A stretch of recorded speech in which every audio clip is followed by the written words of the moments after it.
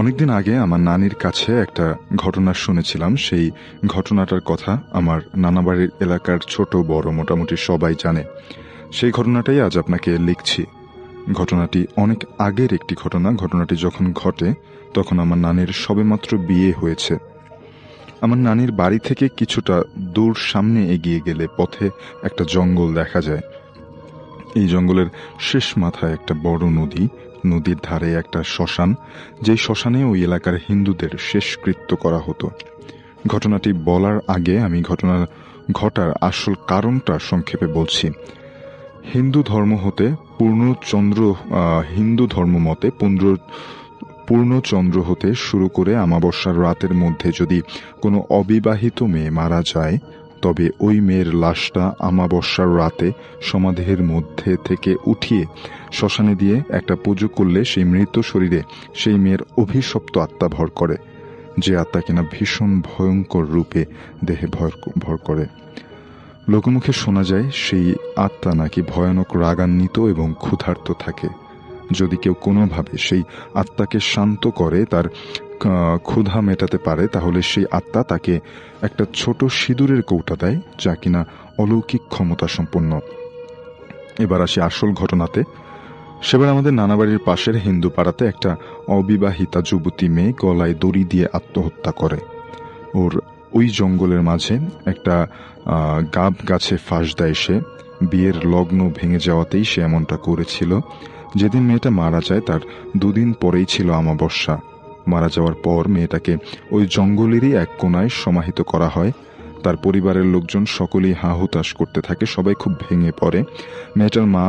মেয়েটা মারা যাওয়ার পর খবর আশেপাশের এলাকাতে দ্রুত ছড়িয়ে পড়ে। পরের দিন গ্রামে এক মধ্যবয়স্ক তান্ত্রিক আসে। সে সারাদিন ওই সমাধির চারপাশে চক্কর দিতে থাকে আর বিড়বিড় করে কি যেন মন্ত্র পড়তে থাকে। দুপুরের পর এক মহিলা শুকনো কাঠ কুড়োতে গিয়ে এই ঘটনা দেখে। সে তখনই বাড়ি ফিরে সবাইকে জানায় ব্যাপারটা। তখন গ্রামের কয়েকজন লোক জঙ্গলে সেই সমাধির ওখানে যায়। তারাও দেখতে পায় যে সেই তান্ত্রিক চক্কর কাটছে আর মন্ত্র বিড়বিড় করে পড়ছে। তারা তখন তাকে জিজ্ঞেস করে সে কোত্থেকে এসেছে এবং এমনটা কেন করছে। তখন সেই তান্ত্রিক বলে যে এই সমাধিটা অভিশপ্ত, এখানে যদি পুজো না করা হয় তবে খুব শীঘ্রই নাকি গ্রামের উপরে মহামারী আসবে। এই কথা শুনে লোকগুলো বেশ খানিকটা ভয় পেলেও তাকে ওখান থেকে জোর করে তাড়িয়ে দেয়। তান্ত্রিক যখন জঙ্গল থেকে বেরিয়ে যাচ্ছিল তখন সে অনেক জোরে জোরে কি যেন উদ্ভট সব মন্ত্র পড়তে পড়তে বেরিয়ে গেল। সেদিন মাঝরাত থেকে জঙ্গলের দিক থেকে ভেসে আসতে থাকে অদ্ভুত কিছু আওয়াজ, এবং সেই সাথে বিকট আওয়াজ করে অদ্ভুত ধরনের কিছু মন্ত্র পড়ার শব্দ শুনে গ্রামের অনেকেই ভীত হয়ে পড়ে। এর পরের দিন ঘটে সেই আসল ঘটনা। অমাবস্যার অন্ধকার রাতে সেই তান্ত্রিক একা একা তন্ত্রের নিয়ম অনুযায়ী পুরো বিবস্ত্র শরীরে শুধুমাত্র কোমরে একটা সুতো পেঁচিয়ে সেই যুবতী মেয়ের লাশটা সমাধি থেকে উঠিয়ে জঙ্গলের শেষের দিকে নদীর পাড়ে সেই শ্মশানের দিকে নিয়ে যেতে থাকে। সেই তান্ত্রিক ছিল অসাধারণ সাহসী। সে যখন অমাবস্যার নিকষ কালো অন্ধকার ভেদ করে যুবতীর লাশ নিয়ে শ্মশানের দিকে যাচ্ছে, তখন হঠাৎ তার মনে হতে থাকে লাশের ওজন ধীরে ধীরে অনেক বেড়ে যাচ্ছে। সে কিছুটা ঘাবড়ে গেলেও ভয় তাকে স্পর্শ করতে পারে না। যতই সে শ্মশানের দিকে এগোতে থাকে লাশের ওজন ততই বাড়তে থাকে এবং চারপাশের নিস্তব্ধতা ভেঙে অদ্ভুত কিছু আর্তনাদ ভেসে আসতে থাকে। তবু সে অনেক কষ্টে কোনো মতে শ্মশানে পৌঁছে মেয়েটার লাশটা শ্মশানের মাঝখানে রেখে চারপাশে মাটির মালসা রেখে তাতে আগুন ধরিয়ে শ্মশানের চারপাশ আলোকিত করে ফেলে। এরপর সে সেই মেয়েটির মাথার কাছে বসে একের পর এক মন্ত্র পড়তে থাকে। তার সেই চিৎকার করে মন্ত্র পড়া সে রাতের গ্রামের সবাই শুনেছিল, তবে চিৎকারের ভয়াবহতায় কেউ সাহস করে সেই রাতে ঘর থেকে বের হয়নি। অনেকক্ষণ যাবৎ চিৎকার করে মন্ত্র পড়ার পর হঠাৎ তান্ত্রিক থেমে গেল। চারিদিকে আবার শুনশান নীরবতা। তারপর হঠাৎ সকল নিস্তব্ধতা ভেঙে আকাশ পাতাল চৌচির হয়ে যাওয়ার মতো এক চিৎকার ভেসে আসে শ্মশানের সেই দিকটা থেকেই। সেই চিৎকারে গ্রামের মানুষের আত্মা যেন উড়ে যায় ভয়ে। সেই অমানসিক চিৎকারের শব্দ আমার নানিও সে রাতে শুনেছিল। ওদিকে সেই যুবতীর লাশের মধ্যে তার অভিশপ্ত আত্মা ঢুকে গেছে। তাকে যেভাবে শুইয়ে রাখা হয়েছিল সে সেখান থেকে উঠতে যাবে, এমন সময় সেই তান্ত্রিক লাফ দিয়ে সেই অশরীরের বুকের উপর শক্তভাবে বসে পড়ে এবং মন্ত্র পাঠ করতে শুরু করে। মন্ত্রের সাথে সাথে লাশের গোঙানির আওয়াজ বাড়তে থাকে। তান্ত্রিক তখন লাশের মুখের মধ্যে সাথে আনা মুড়ির বস্তা থেকে মুড়ি নিয়ে ঢালতে থাকে। 1 মিনিটের মধ্যে পুরো 1 বস্তা মুড়ি শেষ হয়ে যায়। এ যেন এক অসীম ক্ষুধা যার কোনো শেষ নেই। তান্ত্রিক মোট 2 বস্তা মুড়ি নিয়ে গিয়েছিল, ভেবেছিল এতেই কাজ সম্পন্ন হবে, কিন্তু এই অশরীরের এমন অমানসিক ক্ষুধা দেখে তান্ত্রিক নিজেই শঙ্কিত হয়ে পড়ে। সে জানে যদি সে এই অতৃপ্ত আত্মার ক্ষুধা মেটাতে না পারে তবে শেষ অবধি তার নিজের জীবনটাকেও তার হারাতে হবে। বুকে সাহস রেখে সে আবার অন্য বস্তার মুড়ি অনর্গল ঢালতে থাকে। বস্তার মুড়ি একসময় শেষ হয়ে গেল এবং সাথে সাথে আরেকটা অমানসিক চিৎকার দিয়ে সেই অশরীরটা তান্ত্রিকের গলা খামচে ধরে তাকে নিচে ফেলে দিয়ে তান্ত্রিকের বুকের উপরে চড়ে বসে। এবার তান্ত্রিক ভয় পেল। ভয়ে তার শরীর কাঁপতে লাগে। লাশের মুখটা পচা মাংসে ভরা, দাঁতগুলো পচা মাংসের ভেতর দিয়ে দেখা যাচ্ছে, জিহ্বা বলতে কিছু নেই, চোখগুলো ইটের ভাটার মতো আগুন জ্বলছে। আর সবথেকে ভয়ঙ্কর হলো সেই লাশের হাঁ করে চিৎকার করাটা। প্রায় 7-8 আঙুল পরিমাণ লম্বা একটা হাঁ করে চিৎকার করছে। তান্ত্রিক হাত দিয়ে নিজেকে সরানোর বৃথা চেষ্টা করলো, লাভ হলো না। ঠিক তখন তার হাত পড়ল খানিকটা কাদার উপর। সাথে সাথে সে খানিকটা কাদা নিয়ে ঢুকিয়ে দিল ওই লাশের মুখে। এবার লাশের মুখ বুঝল, শান্তভাবে ঢুলে পড়ল তান্ত্রিকের বুকের উপর থেকে। তান্ত্রিকও সাথে সাথে লাফ দিয়ে উঠে অন্য পাশে দাঁড়ালো। কয়েক সেকেন্ড পর হঠাৎ করে লাশটা কাঁপতে শুরু করলো। এই কাঁপুনি এমন পর্যায়ে পৌঁছল যে তান্ত্রিকের কাছে মনে হতে লাগলো যেন পুরো দুনিয়াটা থরথর করে কাঁপতে শুরু করে দিয়েছে। কিছুক্ষণ পর কাঁপতে কাঁপতে হঠাৎ করে লাশটা আবার আগের মতো নিস্তেজ হয়ে গেল এবং তার বন্ধ হাত দুটো খুলে গেল এবং সেই লাশের বাম হাত থেকে বেরিয়ে এলো একটা সিঁদুরের কৌটা। তান্ত্রিক জানে এখন তাকে কি করতে হবে। সে লাশের হাত থেকে সিঁদুরের কৌটাটা নিয়ে সিঁদুরের কৌটার মুখটা খুলে সেখান থেকে অল্প একটু সিঁদুর নিয়ে সেই যুবতী মেয়ের লাশের মাথায় কিছুটা সিঁদুর লাগিয়ে দিল। সাথে সাথে লাশের চোখ দুটো খুলে গেল। তবে এবারে সে আর কিছু করল না, হামাগুড়ি দিয়ে পাশের নদীর দিকে এগিয়ে গেল। তান্ত্রিক নিজেকে সফল মনে করে সিঁদুরের কৌটাটা নিয়ে জঙ্গলের ভেতর দিয়ে ফিরে আসছিল। ঠিক তখনই তার মনে হলো তার কোমরের সুতো ধরে পেছন থেকে কেউ টানছে, কিন্তু এমনটা তো হওয়ার কথা ছিল না। ওই তন্ত্রের নিয়ম ছিল ভয় পাওয়া যাবে না এবং কোনো মতেই পেছন ফিরে তাকানো যাবে না। কিন্তু তান্ত্রিক সেই ভুলটাই করে বসল। সে প্রচুর ভয় পেল আর ভয়ে ভয়ে পেছন ফিরে তাকিয়ে দেখল সেখানে কিছুই নেই। সে আরো ভয় পেল এবং সোজা গ্রামের দিকে দৌড় দিল। গ্রামের মোটামুটি সবাই সে রাতে জেগেছিল, ওই চিৎকারে সবার ঘুম কেড়ে নিয়েছিল। গ্রামের শেষ মাথায় ঢুকে যখন ওই তান্ত্রিক বাঁচাও বাঁচাও বলে চিৎকার করে তখন কেউ তাকে বাঁচানোর জন্য সাহস করে ঘর থেকে বের হয় না। পরদিন সকালবেলা গ্রামের কয়েকজন মুরব্বী এবং একজন হুজুর গতরাতে নদীর পাড়ে শ্মশানে কি হয়েছে তা জানার জন্য জঙ্গলের দিকে যান। কিন্তু জঙ্গলে ঢোকার পরেই তারা একজন পুরোপুরি বিবস্ত্র মানুষ দেখতে পান।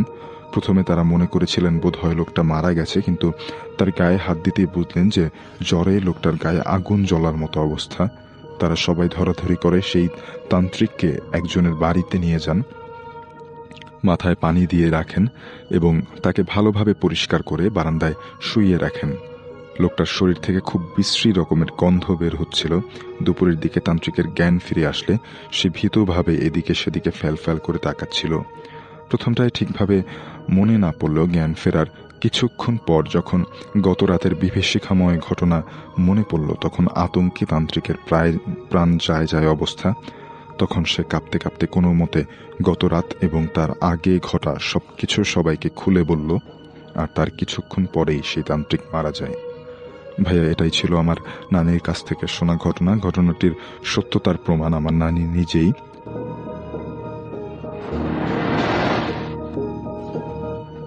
ডিয়ার লিসেনার্স, চলুন মূল ঘটনাতে চলে যাই। এই রেজা ভাইয়ের ফ্যামিলিতে মোট 4 জন মানুষ ছিলেন।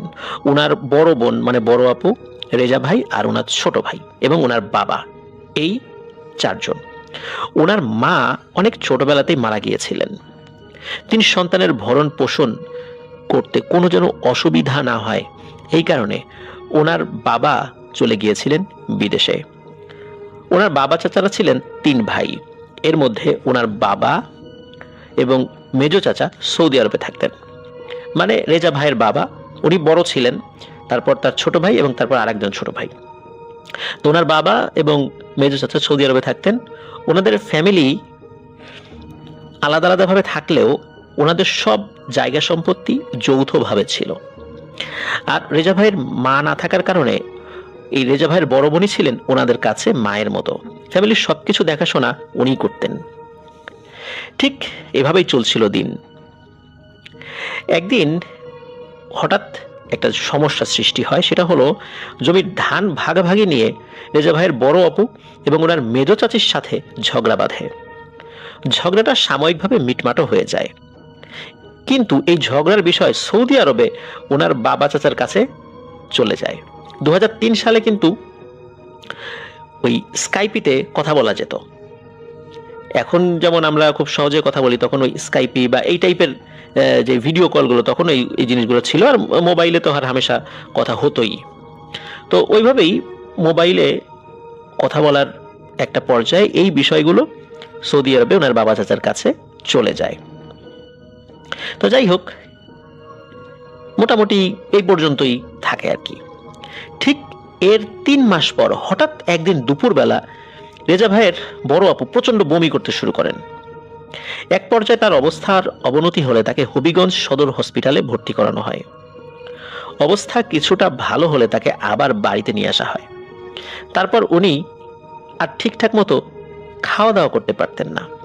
যা কিছুই তিনি খেতেন 2 মিনিটের মাথায় সবকিছু বমি করে ফেলে দিতেন।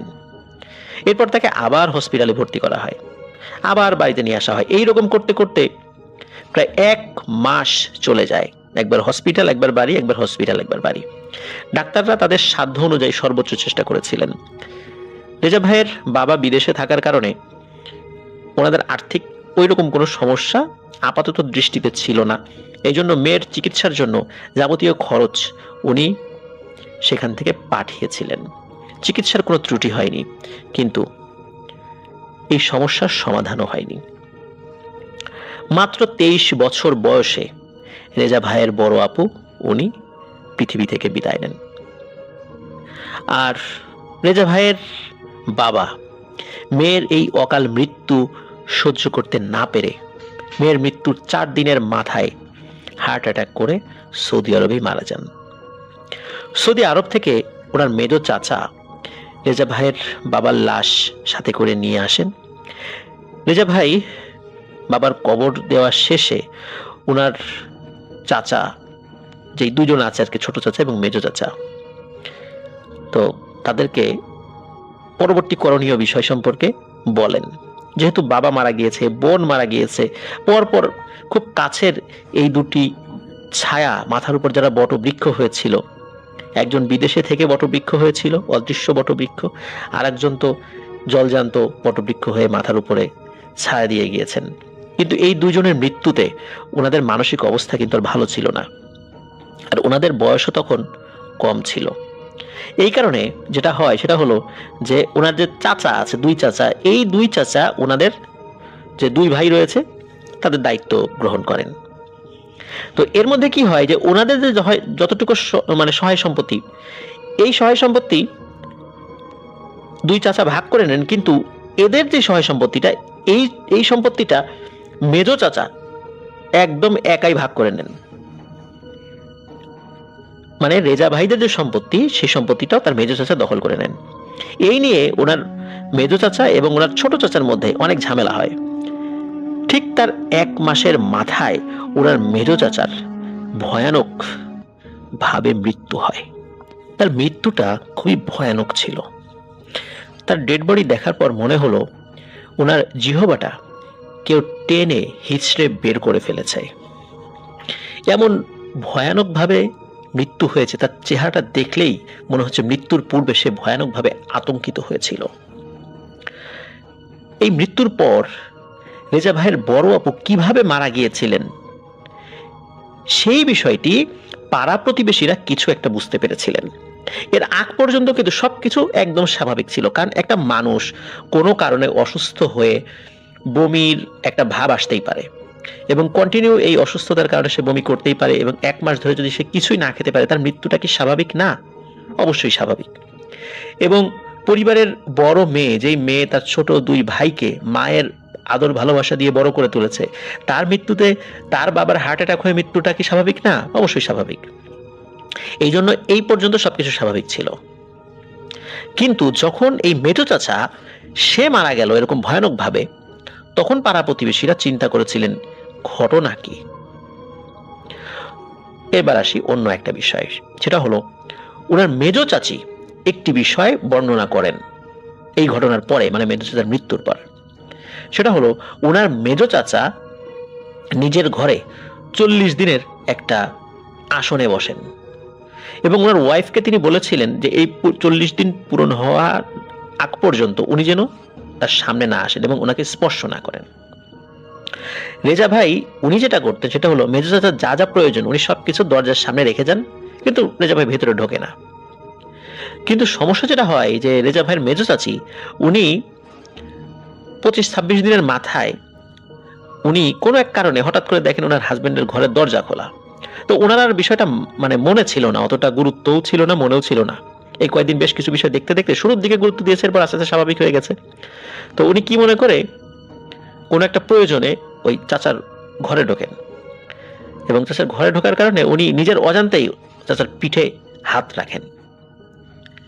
হাত রাখার সাথে সাথে মেজো চাচা চিৎকার দিয়ে নাকি বলে ওঠে, আরে তুমি এটা কি করলা? এখন তো ওই শয়তানটাকে আর আটকানো যাবে না, শয়তানটা এখন আমার কাছ থেকে মুক্ত হয়ে গেছে, আমি তো আর ওকে কন্ট্রোল করতে পারবো না, এখন এই শয়তানটা যে কি করবে আল্লাহ ভালো জানে। ঠিক তার পরের দিনই নাকি রেজা ভাইয়ের চাচার এইরকম মৃত্যু হয়। এই ঘটনার কয়েকদিন পরে রেজা ভাইয়ের মেজো চাচি আস্তে আস্তে পাগলের মতো আচরণ শুরু করতে লাগলেন। তিনি সবসময় একটি কথাই বলতেন, ওই যে আসছে, ওই যে আসছে।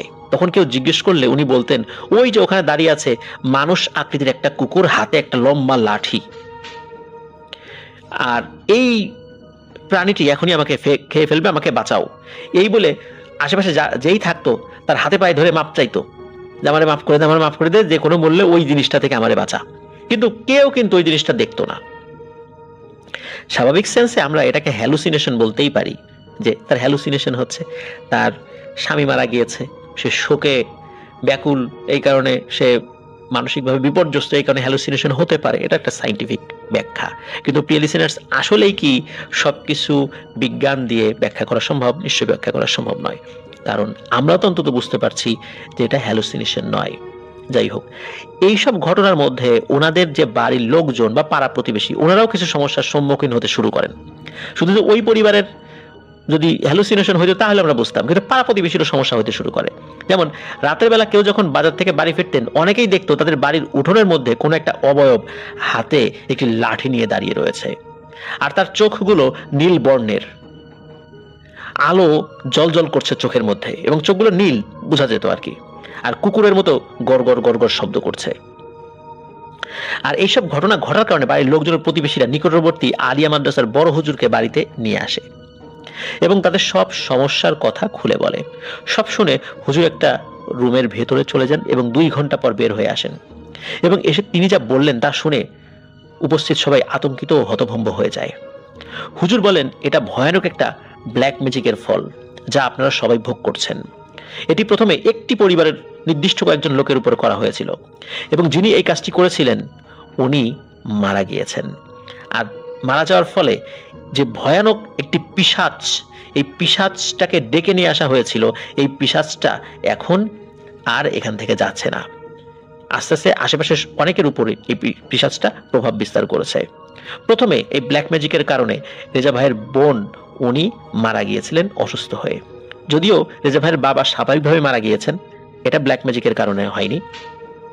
আর এই ব্ল্যাক ম্যাজিকটি নাকি করা হয়েছিল যে একজন এই বাড়িরই লোক আর একজন মিশরীয় লোক, তারা দুজন মিলে ব্ল্যাক ম্যাজিকের মাধ্যমে এমন এক শয়তানকে মুক্ত করে এখানে নিয়ে আসা হয়েছে যার মোকাবেলা করা ভালো কোনো হুজুর ছাড়া কারো পক্ষে সম্ভব নয়। কারণ ওই শয়তান পিশাচটি খুবই শক্তিশালী এবং জাদুবিদ্যায় পারদর্শী। প্রিয় লিসেনার্স, এই ঘটনা থেকে সহজেই বোঝা যায় ওই মেজ চাচা তিনি যখন সৌদি আরবে ছিলেন কোনো এক মিশরীয় যে লোক তার সাথে মিলে এই কাজটি করেছেন। এবং ওই হুজুর বলেছিলেন যে প্রাচীনকালে মিশরীয়রা এক ধরনের ব্ল্যাক ম্যাজিক করত। ওই ব্ল্যাক ম্যাজিক করার মাধ্যমে কোনো বন্দি শয়তানকে মুক্ত করে নিয়ে আসা হতো। তখন ওই শয়তানকে দিয়ে অনেক কাজ নাকি করা যেত। আর এখানে যেই শয়তান প্রজাতির একটি পিশাচকে নিয়ে আসা হয়েছে তার নাম হচ্ছে লাকুস। এই লাকুস নাকি একটি শক্তিশালী জিন। এরা হলো সরাসরি ইবলিশের বংশধর। এদের সাথে চুক্তির মাধ্যমে কোনো কাজ করানো হয়। এখন এই লাকুস পিশাচের সাথে কি চুক্তি করা হয়েছিল তা কিন্তু কেউ বলতে পারেনি, কারণ মেজো চাচা তো মারা গিয়েছে। আর মেজো চাচা কোন মিশরীয় লোকের সাথে মিলে এই কাজটি করেছে সেটাও জানা যায়নি। আর এই সমস্যার সমাধান ওই হুজুর বলেছিলেন একজন করতে পারে, সম্ভবত বলেছিলেন যে ইনি অনেক ভালো কিছু জানেন, তার নাম হচ্ছে মুফতি আবদাল হুজুর, এবং স্থানীয় লোকদেরকে তার কাছে যেতে বলেন। প্রিয় লিসেনার্স, আমরা লোভে পড়ে কি ভয়ানক বিপদ ডেকে নিয়ে আসি। সামান্য কিছু সহায় সম্পত্তির জন্য নিজের আত্মীয় স্বজনের উপর ব্ল্যাক ম্যাজিক করা হয়েছিল, এবং ওই ব্ল্যাক ম্যাজিক করার মাধ্যমে লাকুস প্রজাতির ওই ভয়ানক ইবলিশের বংশধর পিশাচকে এদের উপর চালান করে দেয়া হয়, যার ফলে এই পরিবারে নেমে আসে দুর্যোগ। কিন্তু এই লাকুস জিনকে তারা কন্ট্রোল করতে পারেনি, মানে এই মেজো চাচা কন্ট্রোল করতে পারেনি। কারণ ওই সৌদি আরবে থাকার সময় উনি মিশরীয় এক ভদ্রলোকের কাছ থেকে, ভদ্রলোক বলবো না অভদ্রলোক বলবো, নিশ্চয়ই অভদ্রলোকই, কারণ ভদ্রলোকরা তো এই কাজ করে না, তো মিশরীয় ওই লোকের কাছ থেকে এই জিনিসটি শেখেন এবং এটাকে কন্ট্রোলে রাখার একটা পদ্ধতি আয়ত্ত করার চেষ্টা করছিলেন, কিন্তু পারেননি, যার ফলে তার মৃত্যু হয়।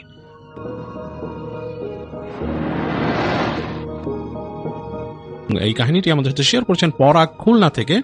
এবং এই কাহিনীটি তার দাদার ভাইয়ের সাথে ঘটে যাওয়া কাহিনী। তার দাদার ভাইয়ের নাম ছিল সালাম ব্যাপারী, এবং কাহিনীটি আমার মতো করে শেয়ার করতে বলা হয়েছে, আমি আমার মতো করে শেয়ার করব। তো পরাগের দাদার পরিবার যেটি ছিল সেটি ছিল একটা ব্যবসায়ী পরিবার, এবং তারা একই সাথে কৃষিকাজ করত। তাদের পরিবারের দুটো অংশ ছিল, একটা অংশ কৃষিকাজের সাথে যুক্ত ছিল এবং আরেকটি অংশ তারা ব্যবসা করত। মানে তাদের উৎপন্ন যে কৃষিজ পণ্য, তারা যে কৃষিজ পণ্য যেগুলো তারা উৎপন্ন করতো সেটাকে তাদের পরিবার আরেকটা অংশ তাদের অঞ্চল থেকে অনেক দূরে নিয়ে যেত, সেগুলোকে তারা বিক্রি করত, এবং সেখান থেকে তারা যেখানে তারা বিক্রি করতো সেখান থেকে অন্য প্রোডাক্ট নিয়ে আসতো, যেই প্রোডাক্টটা তাদের অঞ্চলে নেই সেটা তারা তাদের অঞ্চলে নিয়ে এসে বিক্রি করতো, এবং এই কারণেই তাদের পরিবারের টাইটেল ছিল ব্যাপারী। তো যাই হোক, সেই সালাম ব্যাপারী কাহিনী এখন বলবো। পরাগের দাদার ভাই বা দাদা, পরাগের যে দাদার ভাই ছিলেন সালাম ব্যাপারী, তিনি ছিলেন বেশ ডানপিটে স্বভাবের একজন মানুষ। এই কাহিনীটি যখন ঘটে তখন তিনি সদ্য যৌবন প্রাপ্ত হয়েছেন, বেশ যুবক একজন, এবং বেশ ডানপিটে যুবক, এবং কারণ তার কৈশোর থেকে তিনি বেশ ডানপিটে ছিলেন। এবং সেই সময়কার ডানপিটে কিশোর বা যুবকরা যেটা করতো, গ্রামে কৈশোর ছাড়িয়ে যারা যৌবন এসছে তাদের কিছু কার্যক্রম ছিল, যেমন তারা সারাদিন ঘুরে বেড়াতেন, বেশিরভাগ সময় আড্ডা দিতেন। একটু অবস্থাশালী পরিবার যারা ছিলেন তারা এই কাজটাই করতেন বেশি, আড্ডা দিতেন বন্ধু বান্ধব নিয়ে, এবং দেখা যেত যে গাছের ডাব পেড়ে খাচ্ছেন কারো, অথবা কোথাও পিকনিক করছেন, সেখানে কোনো মুরগি মোরগ বা ছাগল নিয়ে এসেছেন কোথার থেকে। যাই হোক, এই ব্যাপারটা গ্রামে প্রায় এগুলো নিয়ে আলোচনা হতো, এবং পরাগের দাদার ফ্যামিলি বা পরাগের দাদার দাদা যিনি ছিলেন তিনি এগুলো আবার মিলমিশ করে দিতেন, বা যার ক্ষতি হয়েছে সেটা তিনি পূরণ করে দিতেন, এবং ছেলেকে অনেক বকাঝকা করতেন বা শাস্তি দিতেন এই কারণে।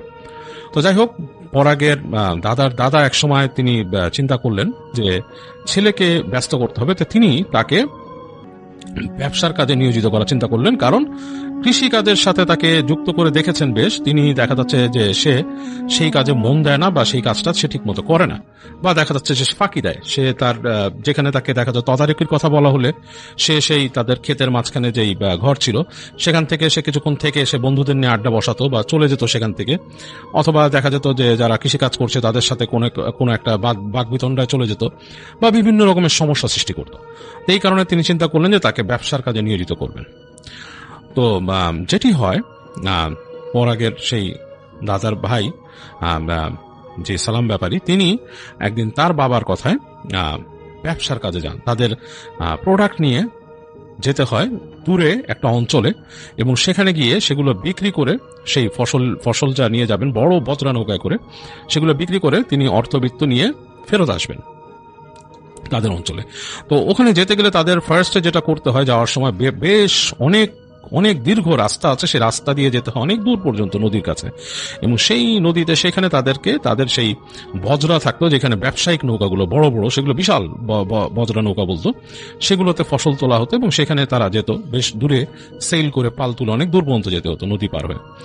তো তিনি তার বাবার আদেশে, অর্ডারে তিনি সেখানে যান তার সাথে শ্রমিকদের নিয়ে, এবং তিনি ব্যবসা করেন। ব্যবসা করে সেখানে সেই অঞ্চল থেকে যা যা তার বাবার বলা ইনস্ট্রাক্টেড যে জিনিসপত্র যেগুলো, সেগুলো আবার তিনি কিনে তার বজরাতে তোলেন, এবং তুলে তিনি সেখান থেকে ব্যাক করেন। তার সাথে যে মানে ম্যানেজার টাইপের যে ব্যক্তি, যে সেই সময় যারা কেয়ারটেকার থাকতো আর কি, টাকা পয়সা, সে এগুলো দায়িত্ব পালন করছে, তিনি শুধু এগুলো দেখছেন, ইনস্ট্রাকশন করছেন, এবং সেই কেয়ারটেকারের দায়িত্ব ছিল যে সেই সালাম ব্যাপারীকে এগুলো তো শেখানো। তো যাই হোক, তো তিনি সেখানে গিয়ে ব্যবসা করলেন, ব্যবসা বাণিজ্য করে তিনি সেই নৌকায় করে ফেরত আসলেন। তো যখন তিনি ঘাটে ফেরত এসছেন, তাদের আবার সেইখানে তাদের একটা মোকাম ছিল, মোকাম বলতে তারা একটা ঘরের মতো ছিল, অফিস ঘরের মতো, সেইখানে তাদের সব হিসাব কিতাব হতো। তো সেখানে বসে তিনি ইনিশিয়াল যে হিসাব কিতাব এগুলো তিনি কমপ্লিট করলেন সেই কেয়ারটেকার সাহেবের সাথে এগুলো তিনি কেয়ারটেক হিসাব করে, তার তখন হয়ে গেল সন্ধ্যার সময় তিনি রওনা দিবেন এবং তিনি বাড়ি ফিরে আসবেন। তিনি খুব আকুপাকু করছেন, কারণ তার মন কাঁদছে বাড়িতে ফেরার জন্য। তো ম্যানেজার সাহেব তাকে বারবার বললেন, ম্যানেজার আমি বলছি, হ্যাঁ, মানে এখানে তাদের সেখানকার মানে তাদের বলা হতো যে তাদের পরিবারের জায়গির আর কি, এরকম কিছু একটা, বাট আমি ম্যানেজার বলছি আপনাদের বোঝার সুবিধার জন্য। তো যাই হোক, সেই ম্যানেজার সাহেব তাকে বুঝালেন যে আপনি যে এত তাড়াতাড়ি করছেন, এখানে অনেক কিছু বাকি আছে। তো ম্যানেজারের সাথে বেশ কিছু সময় সে এরকম মানে এলোমেলো কথা বলে বা সময় নিয়ে অস্থিরতা দেখিয়ে তিনি আরো কিছুটা সময় ব্যয় করে ফেলেন। তো সন্ধ্যা থেকে একটু রাত হয়ে যায়, অন্ধকার পড়ে যায়। তো তখন তাকে সে ম্যানেজার বলে যে আপনি যে এখন বাড়ি ফিরছেন, এখন তো রাত হয়ে গেছে, আর এটা কি ঠিক হবে? অনেক দূরের রাস্তা, আপনার তো পৌঁছাতে বেশ রাত হয়ে যাবে, এত দূর হাঁটতে হবে, আর এই রাস্তার মধ্যে তো এখন কোনো গাড়ি পাচ্ছেন না। তো সেই সালাম ব্যাপারী বলে যে এটা কোনো ব্যাপার না, আরে আমার গ্রাম, আমার রাস্তা, আমার কি এটা বুঝে শুনে যাইতে হবে নাকি? আমি যাইতে পারবো। তো সে সেই ম্যানেজারের কাছ থেকে বিদায় নিয়ে তিনি রওনা দেন। তো মোটামুটি তিনি তার দায়িত্ব থেকে মোটামুটি আজকে মুক্তি পেয়েছেন, কারণ তার যা যা বোঝানোর ছিল তার বাবার সবকিছু ম্যানেজারের কাছে বুঝাই দিয়েছেন, তিনি বুঝাই দিয়ে তিনি আসতেছেন। তো রাস্তায় বের হয়েছেন, অনেক দূর আসছেন, তখন হালকা হালকা শীত পড়ছে, মানে গায়ে কাটা দেয় একটা অবস্থা, বাতাস লাগলে আবার ভালোও লাগে, এরকম একটা রাস্তা দিয়ে তিনি আসছেন। এবং তার রাস্তার দুপাশে হচ্ছে ক্ষেত, ফসলের মাঠ, মাঝখান দিয়ে রাস্তা গেছে, কিছু দূর পরপর রাস্তায় গাছ, এবং চাঁদ উঠেছে, এবং আস্তে আস্তে সময় বাড়ার সাথে সাথে চাঁদটা পূর্ণতা পাচ্ছে, মানে বেশ আস্তে আস্তে মনে হচ্ছে নিচের থেকে উপর দিকে উঠতেছে চাঁদটা, এবং লাইক একটা ফুল মুন তৈরি হচ্ছে আর কি। হয়তো ফুল মুন না, 2-1 দিন আগে পূর্ণিমা গেছে, এই মানে আজকে হয়তো এরকম একটা সময়। তো বেশ ঠান্ডা ফিনফিনে একটা মানে আবহাওয়া, তার কাছে খুব মজা লাগছে, এবং তিনি হেঁটে হেঁটে আসছেন, গাছের পাতার নড়ছে হালকা, সেই বাতাস পাচ্ছেন, খুব ভালো লাগছে। তাই হাঁটতে হাঁটতে হাঁটতে হাঁটতে অনেক সময় হয়ে গেছে। তো এক সময় তিনি বুঝলেন যে তাকে ক্লান্তি ভর করছে, কারণ সারাদিন তিনি সেই নৌকায় ছিলেন, এবং নৌকা থেকে তিনি নেমে বেশি সময় খুব একটা পান নাই ফ্রেশ হওয়ার জন্য, এবং সেখানে তার হিসাব কিতাব এবং ম্যানেজারের সাথে কথাবার্তা এবং হিসাব কিতাব এবং বিভিন্ন ব্যাপার বোঝাতে যে অনেক অনেক ক্লান্তি তার আসছে, কিন্তু তিনি সেটা বুঝেন নাই তখন। তো যাই হোক, হেঁটে আস্তে আস্তে একসময় তার প্রচন্ড ক্লান্তি লাগা শুরু করলো, এবং ক্লান্তিটা মানে শারীরিক ক্লান্তি, মনে হচ্ছে পা আর চলছে না, এরকম একটা অবস্থা। তো এমন অবস্থায় হাঁটতে হাঁটতে তার মানে আর ভালো লাগছে না, তার মনে হলো যে সে কোথাও বসে। তো তিনি ফসলের মাঠের কাছে, এক পাশে একটা বিশাল ফসলের মাঠ, সেখানে পাশে তিনি বসলেন, বসে চিন্তা করলেন তার সাথে সেই সময় তারা ধূমপান করতো, এবং ধূমপানটা ছিল পাতার বিড়ি। তো চিন্তা করলো যে আমি একটু পাতার বিড়ি টেনে তারপর আবার এগোই। তো তিনি সেই বসে সেই ধূমপান করলেন কিছুক্ষণ। তো কিছুক্ষণ ধূমপান করার পরে তার কাছে হঠাৎ মনে হলো যে তাকে প্রকৃতির ডাকে সাড়া দিতে হবে। তো তিনি হেঁটে নামলেন, নেমে সামনে গেলেন, সামনে যেয়ে তিনি তার মতো কাজ সেরে তিনি আবার উঠে দাঁড়ালেন, উঠে দাঁড়িয়ে আবার হাঁটা ধরলেন তিনি। তো তিনি হেঁটে যাচ্ছেন অনেক দূর পর্যন্ত গেছেন। তো তার কাছে কেন জানি, যখন তিনি হেঁটে আসছেন এইবার, তার কাছে কেন জানি মনে হচ্ছে যে চাঁদের আলো তার গায়ে পড়ে একটা ছায়া পড়ছে মাটিতে, এবং তার নিজেরই ছায়া, তিনি বুঝতে পারছেন তারই ছায়া পড়ছে। তো হঠাৎ করে তার কাছে মনে হলো ছায়াটা জানি দুটো হয়ে গেছে, লাইক ডাবল ছায়া টাইপের। তো এটা তার কাছে একটু অস্বস্তি লাগলো যে আমার ছায়া দুইটা হবে কেন, মানে আমার ছায়া তো একটাই হবে, আমি হাঁটতেছি আমার সাথে ছায়া। তো তিনি খুব মজা শুরু করলেন, তিনি ছায়ার সাথে কথা বলছেন এবং তিনি যেটা বলছিলাম তিনি ডান পিঠে স্বভাবের ছিলেন। ছায়াকে গালিও দিলেন, অনেক অনেক রকমের গালি দিলেন, দিয়ে বললেন যে তুই সামনে যা, দেখি আবার দাঁড়ায় পড়েন। আবার তিনি একটা মজা পেয়ে গেছেন, ছায়ার সাথে খেলতেছেন তিনি। তো তিনিও দেখেন যে মাঝে মাঝে তিনি যে দুষ্টুমি করতেছেন মনে হচ্ছে ছায়াটাও তার সাথে দুষ্টুমি করতেছে, অ্যাজ ইফ তার কোনো বন্ধু তার সাথে দুষ্টুমি করলে যেরকম করতো সেরকম। তো তার কাছে না ব্যাপারটা আসলে মানে অতি লৌকিক কিছু লাগে নাই, তার কাছে কেন জানি মনে হচ্ছে যে রাতের এই আলোতে তার একটা মানে চাঁদের আলোতে একটা ভ্রম তৈরি হচ্ছে এবং বাতাসে কেমনটা ভারী ভাব হয়ে আছে ঠান্ডাতে, মানে বাতাসটা মানে একটা মানে মনে হচ্ছে বাতাসটা ভারী, এরকম একটা জিনিস। তো তার মধ্যে মনে হচ্ছে যে তার একটা ভ্রম তৈরি হচ্ছে, এই কারণে জ্যোৎস্নার আলো সেই বাতাসে পড়ে আর হালকা ঠান্ডা মিলে কেমন একটা জানি লাগছে। তো যাই হোক, এরকম অনেকক্ষণ ছায়ার সাথে খেলতে খেলতে তার আবার প্রকৃতির ডাকের চাপ আসলো এবং তিনি চিন্তা করলেন যে আমি যাই আবার সারি। তো তিনি হেঁটে যে যখন নামছেন তখন দেখলো যে তাদের ওখানেই এই জায়গাটা থেকে তিনি চিনতে পারছেন বেশ, কারণ এই জায়গা দিয়ে তিনি প্রচুর চলাফেরা করেছেন, তার বাড়ি থেকে মোটামুটি একটু দূরেই, কিন্তু এই জায়গা পর্যন্ত মাঝে মাঝেই আসা হয় তাদের। তিনি বুঝতে পারলেন বাড়ির কাছে এসছে এবং এই জায়গায় এখন যাই হোক আমি প্রকৃতিটাকে সাড়া দিই। তো তিনি নেমে গেলেন হেঁটে। তো নেমে যে হেঁটে তিনি দেখলেন যে সেই যেই ক্ষেতটার কাছে তিনি গেছেন সেই জায়গায় দিয়ে তিনি হেসে দিলেন। হেসে দেওয়ার কারণ হচ্ছে তিনি দেখলেন যে ওই ক্ষেতের মাঝখানের একটা আইলের বরাবর সেখানে একটা কাকতাড়ুয়া আছে এবং এই কাকতাড়ুয়াটাকে নিয়ে উনি অনেক দুষ্টুমি করেন। উনি প্রায় সেই কাকতাড়ুয়ার কাছে আসেন এবং ইচ্ছে করে সেখানে জল বিয়োগ করেন এবং এই কাকতাড়ুয়াকে তিনি অকথ্য ভাষায় গালাগালি করেন, অনেক কিছু বলেন, মানে তার তিনি একটু দুষ্ট প্রকৃতির, মানে দুষ্ট মানে কি চঞ্চল দুষ্ট প্রকৃতির মানুষ ছিলেন, হ্যাঁ, যে ডান পিটে টাইপের যাকে বলা হয়। তো তিনি হেসে দিলেন সেই কাকতাড়ুয়াকে দেখে, তার জানি কেন খুব হাসি লাগলো। তো তিনি হেঁটে গেলেন এবং দেখলেন যে শিখ তার ছায়াটা আবার সেরকম পড়ছে। তো তিনি ছায়াকে বলতেছে যে কিরে যাবি নাকি, আয় একসাথে যাই। তো এরকম বলতে বলতে তিনি গেলেন সেখানে এবং তিনি সেই কাকতাড়ুয়ার কাছে যে ঠিক কাকতাড়ুয়ার নিচে বসে তিনি জল বিয়োগ করলেন এবং জল বিয়োগ করে তিনি উঠে বসছেন। উঠে বসে তিনি কাকতাড়ুয়াকে বলছেন কিরে কেমন আছিস, কি অবস্থা, এরকম করে তিনি মজা করছেন কাকতাড়ুয়ার সাথে, যেটা তিনি সবসময় করেন, গালিও দেন। তো তিনি কাকতাড়ুয়াকে একটা গালি দিলেন। এইবার একটা ব্যাপার ঘটল, গালি দেওয়ার সাথে সাথে তিনি দেখলেন কাকতাড়ুয়ার যে শরীর থেকে ফড়ফড় করে একটা শব্দ হলো, প্রচন্ড লাইক অ্যাজ ইফ কাকতাড়ুয়া কিন্তু তৈরি করা হয় খড় দিয়ে, খড়ের মধ্যে প্রচন্ড একটা আলোড়ন ঘটলো ফড়ফড় ফড়ফড় করে। তো তিনি না একটু হকচকিয়ে গেলেন, হকচকিয়ে যে তিনি পেছন দিকে চলে গেলেন এক সেকেন্ডের জন্য। তিনি মানে বুঝতে পারলেন না ঘটনার কি হলো। ফরফর থেকে তিনি ফস করে দেখলেন যে তার সামনে একটা ফস করে শব্দ হলো এবং একটা সাপের ফনা ঠিক তার কাছাকাছি চলে আসলো, তার ঠিক মুখের কাছাকাছি, এবং তিনি চাঁদের আলোয় স্পষ্ট দেখলেন সাপের ফনাটা এবং সাপটা যে আঁকিবুকি আঁকা ছিল সেটা চাঁদের আলোতে মনে হচ্ছে মানে গ্লেজ করছে এবং তিনি মনে হলো সাপের যে কালো চোখটাও তিনি চাঁদের আলোর রিফ্লেকশন দেখলেন সেখানে।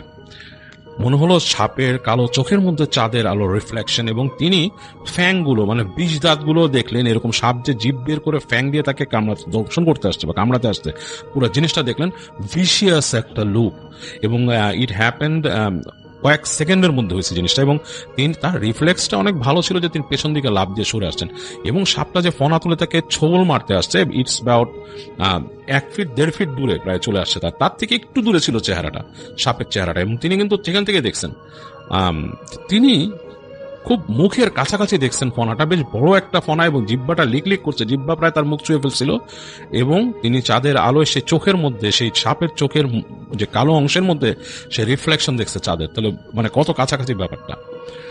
তো তিনি পিছনে সরে এসে উনি পড়েই গেলেন, ধাপ করে পড়ে গেলেন। পড়ে গিয়ে তিনি এমন ভয় পেয়েছেন এবং এই সাপটা যে বেরোইছে এটা কিন্তু কাকতাড়ুয়ার ঠিক চোখের ভেতর থেকে বেরোইছে। তিনি ভয়ে ছেড়ে দৌড় দিলেন সেখান থেকে এবং দৌড়ানোর সময় তিনি কয়েক সেকেন্ড ভাবছেন যে তার পেছনে কিছু আসছে কিনা। তো তিনি খেয়াল আর করতে পারছেন না, প্রায় অচেতনের মতো দৌড়াচ্ছেন তিনি এবং তিনি ভাবছেন যে কোনো সময় হয়তো তাকে সাপ ছোবল দেবে, এরকম ভাবছেন তিনি, পুরো রাস্তা দিয়ে দৌড়াচ্ছেন এবং তিনি কিন্তু এর মধ্যেও খেয়াল করছেন মনে হচ্ছে দুটো ছায়া দৌড়ে যাচ্ছে তার সাথে, মানে তার সাথে আরেকটা ছায়া দৌড়ে যাচ্ছে। তো এইভাবে দৌড়াতে দৌড়াতে এক সময় তিনি চলে আসলেন তাদের বাড়ির মূল ফটকে এবং ফটকের উপরে মানে তাদের বাসায় দরজাটা ছিল সুন্দর করে বানানো, বাঁশ দিয়ে বানানো দরজা, যদিও খুব সুন্দর করে। তাদের বাড়ির মানুষের রুচি খুব ভালো ছিল, সুন্দর করে বানানো ছিল, ফুল গাছের লতা লাগানো। তো তিনি ঝাঁপিয়ে পড়লেন দরজার উপর, প্রচন্ড জোরে দরজার মধ্যে বাড়ি দিলেন এবং দরজা খুলে সরে গেল। তিনি ঢুকে গেলেন দৌড় দিয়ে তাদের উঠানে। এখন উঠানে যেয়ে তিনি গলা শুকাচ্ছেন এবং চিন্তা করছেন যে কি করবেন, এদিক ওদিক তাকাচ্ছেন। মানে এরকম ভয় তিনি সচরাচর পাননি। তিনি কিন্তু গ্রামে এর আগে সাপ দেখেছেন এবং তার বন্ধুরা সাপ মেরেছেও। তিনি কিন্তু এরকম ভয় পাননি, আজকে কিন্তু বেশ ভয় পেয়েছেন তিনি। তো তিনি গলা শুকাচ্ছে, এদিক ওদিক তাকাচ্ছেন, দেখছেন যে উঠান ফাঁকা। হয়তো ততক্ষণ অনেক রাত হয়ে গেছে, অনেকে হয়তো ঘুমিয়ে গেছে। তাদের বাসাটা ছিল এল শেপের একটা বাসা, মানে এই পাশেও ঘর ওই পাশেও ঘর, দুই পাশে এল শেপ, এবং বাসা সবাই ঘুমাচ্ছে। তিনি বুঝতে পারলেন, কাউকে ডাকার প্রয়োজন তিনি তখন বোধ করেন নাই। তার কাছে এতদূর দৌড়ে এসে তিনি একটু ধাতস্থ হয়েছেন। তো তিনি চিন্তা করে হেঁটে হেঁটে চলে গেলেন তাদের বাড়ির যে ইদারা ছিল, মানে বাসার পেছনে, বেশ খানিকটা পেছনে, কিন্তু বাড়িটা বেশ বড় জায়গা নিয়ে। বাসার পেছনে এক কোনায় ইদারা ছিল, তিনি ইদারার দিকে চলে গেলেন। তো তিনি ইদারার দিকে তিনি ইদারার কাছে গেলেন এবং সেখানে দাঁড়ালেন। দাঁড়ায় কিছুক্ষণ তিনি স্বস্তি মানে নিঃশ্বাস নিতে থাকলেন। নিয়ে যেয়ে তিনি দেখলেন যে বালতি আছে, সে বালতিটা তিনি ইদারায় ফেললেন। ইদারায় ফেলে পানির শব্দ পেলেন, ঝপ করে পড়ছে সেখান থেকে তিনি পানি তুললেন। ইদারার থেকে পানি তুলে তিনি হাত মুখ ধুচ্ছেন। তো যখন তিনি হাত মুখ ধুচ্ছেন, হঠাৎ করে তার কাছে মনে হলো একটা শোঁ শোঁ শব্দ, কিরকম কেউ যদি নিঃশ্বাস নেয়, জোরে জোরে শ্বাস ফেলে সেরকম।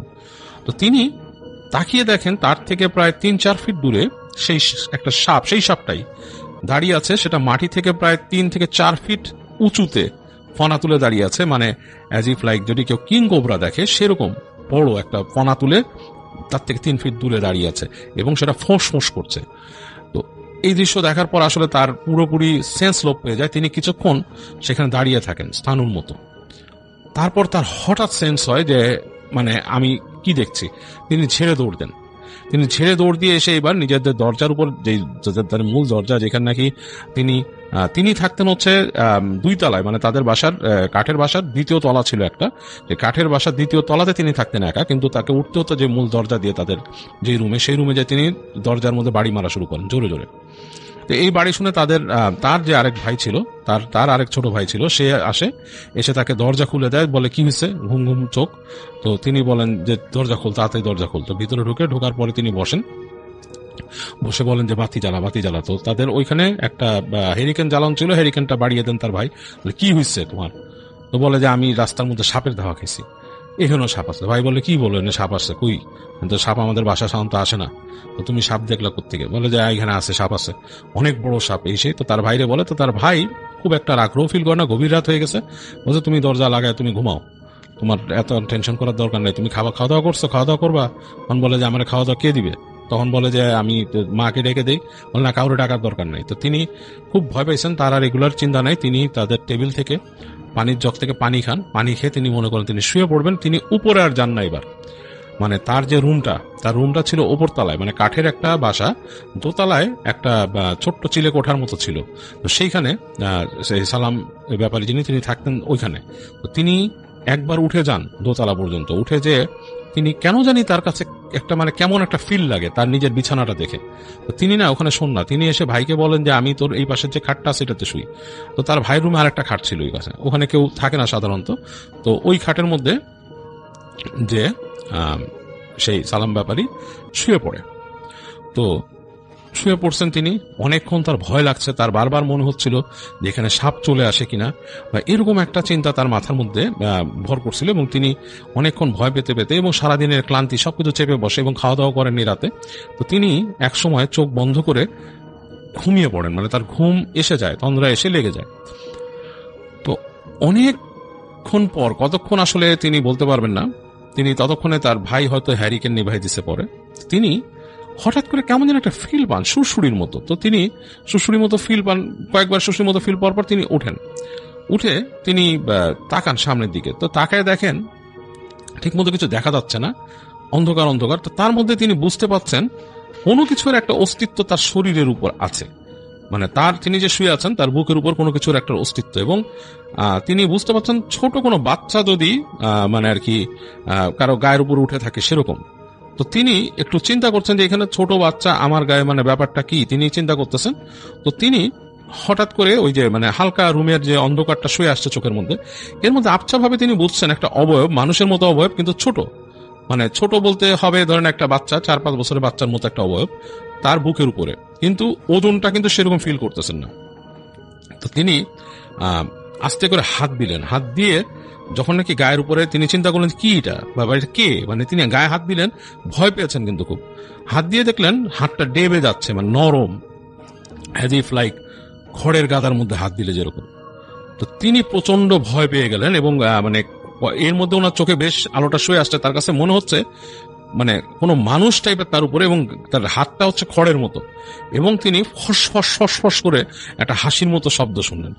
তিনি 2 হাত দিয়ে ছুঁড়ে ফেললেন জোরে, সে শরীরের মধ্যে যেটা ছিল যেটাকে জোরে ছুঁড়ে মারলেন দূরে। তো তিনি কিন্তু শব্দ পেয়েছেন, খাটের থেকে কিছু একটা ফস করে পড়ছে নিচে, এবং খসখস খসখস শব্দ পেয়েছেন তিনি।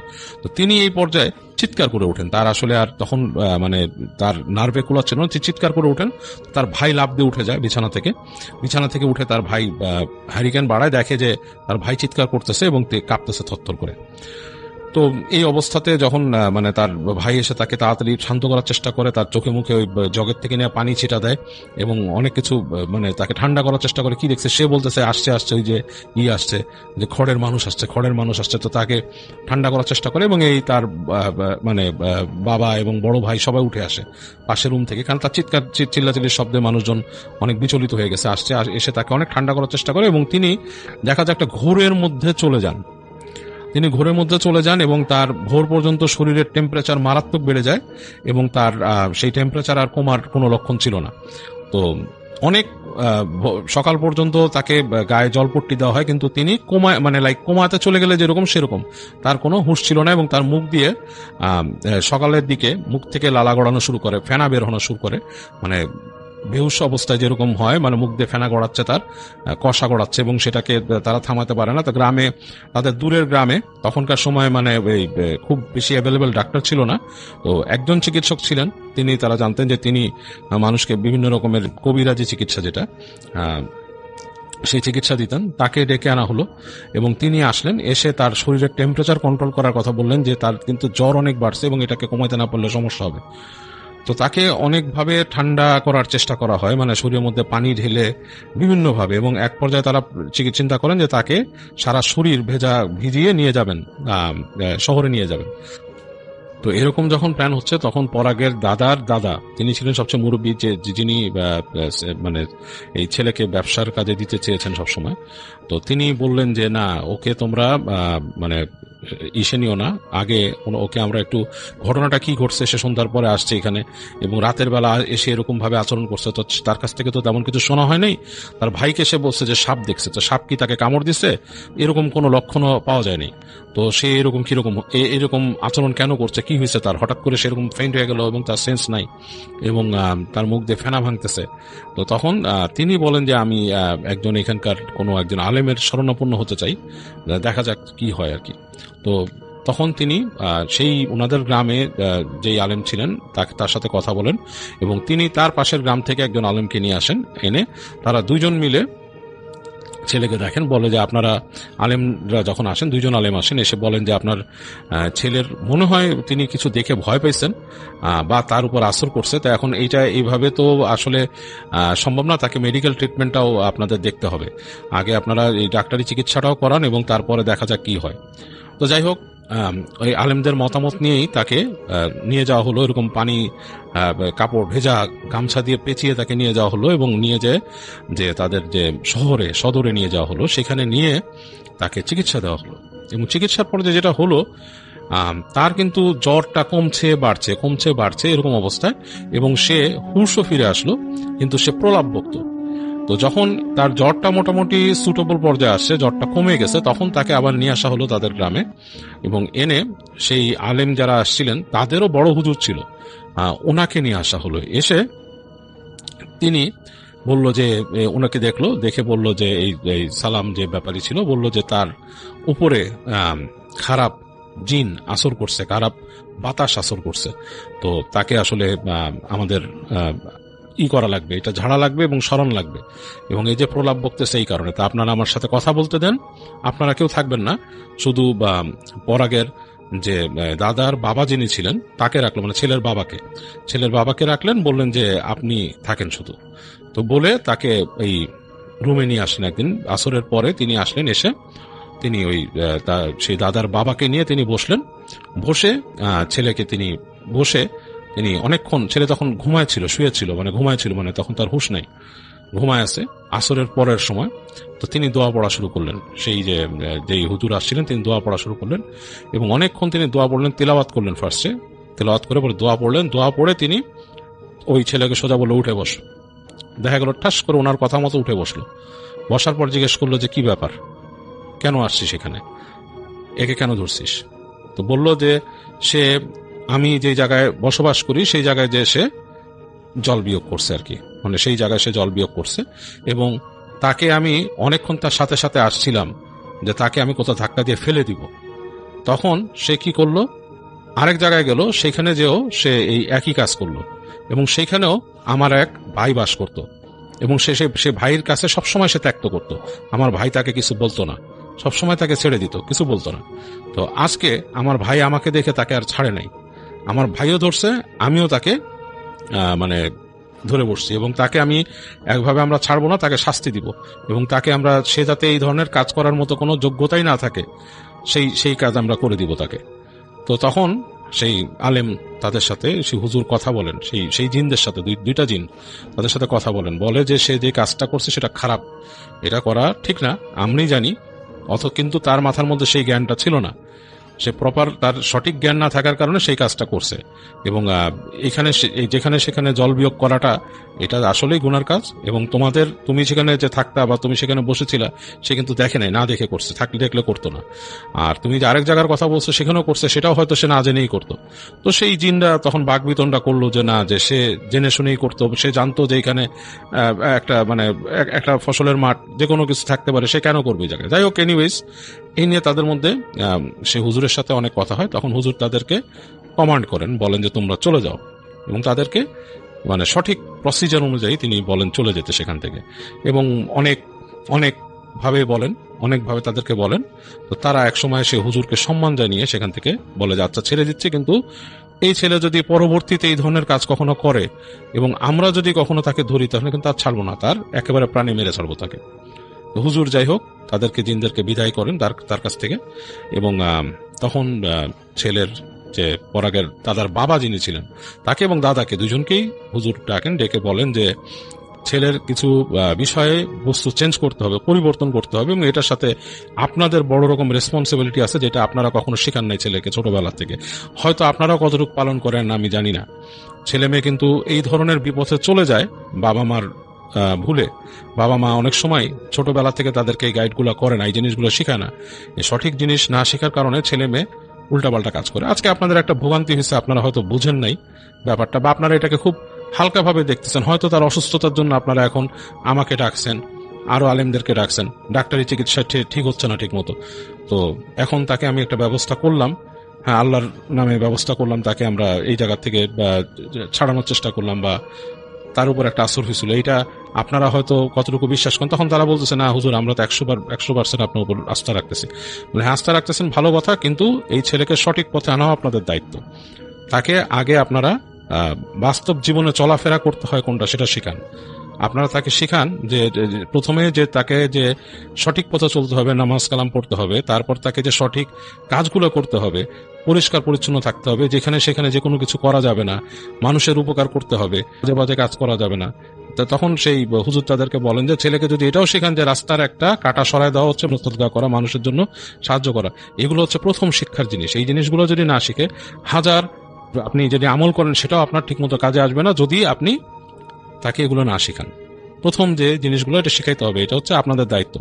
যাই হোক, সেই হুজুর তাদেরকে এইভাবে করেন, গাইড করেন এবং বলেন, এবং সেই ছেলে তখন ঘুমায় থাকে, সেই সালাম ব্যাপারী ঘুমায় থাকে, তার দীর্ঘ একটা ঘুমায়, লং ঘুমের পর সে উঠে এবং তখন মোটামুটি সে সুস্থ হয়ে যায়, ওঠার পর থেকে সুস্থ হয়। এবং তখন সেই পরাগের সেই দাদার বাবা এবং দাদা তারা দুইজন মিলে এই ছেলেকে এরপর থেকে গাইড শুরু করেন সালাম ব্যাপারীকে, এবং তিনি পরবর্তীতে আস্তে আস্তে একসময় খুব ভালো একজন মানুষে পরিণত হন।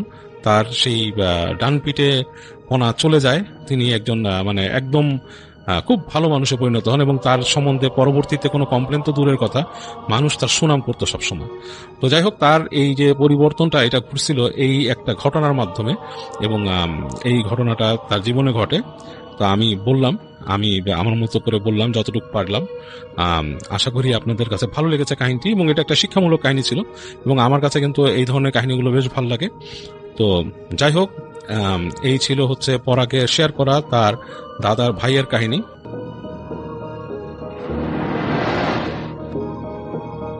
আসসালামু আলাইকুম রাসেল ভাই।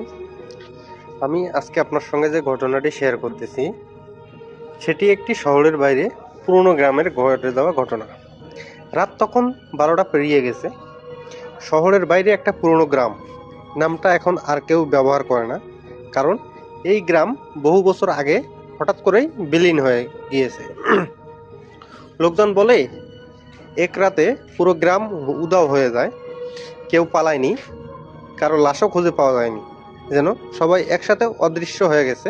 কিন্তু সরাসরি রিপোর্ট লেখা অজানা কারণে স্থান ত্যাগ। যদিও আশেপাশের মানুষ জানে এটা তেমন কিছু না, এই জায়গায় কিছু আছে, কিছু মানুষ থাকতে দেয় না। রাশেদ এই গল্প শুনে এখানে আসে কারণ সে একজন ইউটিউব ক্রিয়েটর, সবার জন্য বাস্তব ভিত্তিক ভৌতিক কন্টেন্ট বানায়। তার লক্ষ্য এই গ্রামের রহস্য খুঁজে বের করা, আর সেটা ক্যামেরার মাঝখানে ধারণ করা। বিকেলবেলা তখন সে গোসল করে আসে।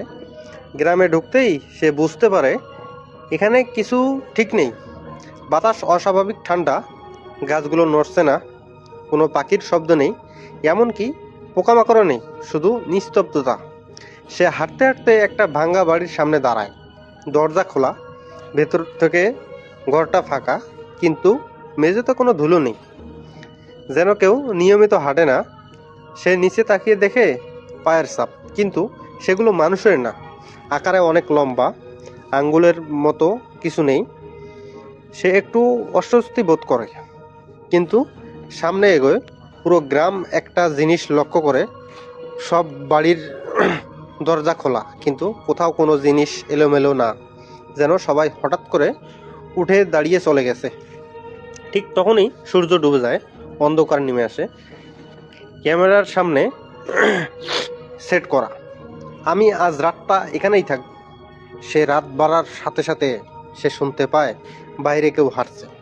শুকনো পাতার ওপর চাপা শব্দ ধীরে ধীরে ঘরের চারপাশে ঘুরছে। সে দরজা খুলে তাকিয়ে থাকে, কিন্তু কিছু দেখা যায় না। তারপর আস্তে আস্তে দরজা নিজে থেকেই কেঁপে ওঠে আর ধীরে ধীরে বন্ধ হয়ে যায়। সে উঠতে গিয়ে দরজা খুলতে চায়, কিন্তু দরজা খোলে না, যেন বাইরে থেকে কেউ চেপে ধরে আছে। ঠিক তখনই সে পেছনে একটা শব্দ শুনতে পায়। ঘরের ভেতর সেই ঘরে তাকায় আর দেখে ঘরের কোণে কেউ দাঁড়িয়ে আছে। অন্ধকারে মুখ দেখা যায় না, কিন্তু চোখ দুটো স্পষ্ট কালো, একদম ফাঁকা। সে স্থির হয়ে, কণ্ঠ বের হয় না। সেই ছায়া ধীরে ধীরে এগোয় আর বলে, তুই কেন এখানে আসছিস? রাশেদ কাঁপতে কাঁপতে বলে, আমি তো কিছু খুঁজতে আসি। আর তখন ছায়াটা হালকা হাসে, যারা খুঁজতে আসে তারা থাকে। এই কথা বলার সাথে সাথে ঘরের দেয়াল থেকে আরো ছায়া বের হয়ে থাকে, একটার পর একটা, আর সবগুলো একই, বলতে বলতে থাকে যে তুই এখানেই থেকে যা। রাশেদ দৌড়াতে চায়, কিন্তু দরজা বন্ধ, জানালা। ঠিক তখনই সব ছায়া একসাথে থেমে যায় আর একসাথে তার দিকে তাকায়। তারপর একসাথে বলে, একটা জায়গায় খালি ছিল, হঠাৎ সব অন্ধকার হয়ে যায়। পরের দিন সকালে আশেপাশের লোকজন বলে রাতে তারা গ্রামের দিক থেকে আলো দেখছে আর কারো চিৎকার শুনছে, কিন্তু আগের মতোই। কিন্তু একটা বাড়ির ভেতরে ক্যামেরা পড়ে আছে, ভিডিও অন করা। ভিডিওতে দেখা যায় রাশেদ বসে আছে, তারপর ভয় পাচ্ছে।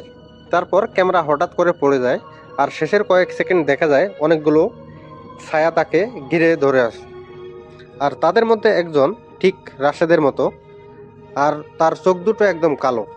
সেই ঘটনার পর থেকে কেউ এই গ্রামে যায় না, কারণ সবাই জানে সেখানে মানুষ হারায় না, বরং জায়গা বদলায়। আর কেউ যদি ভুল করে ঢোকে, সে আর আগের মতো মানুষ ফিরে আসতে পারে না, কারণ সেই গ্রামে কোনো ফাঁকা থাকে না।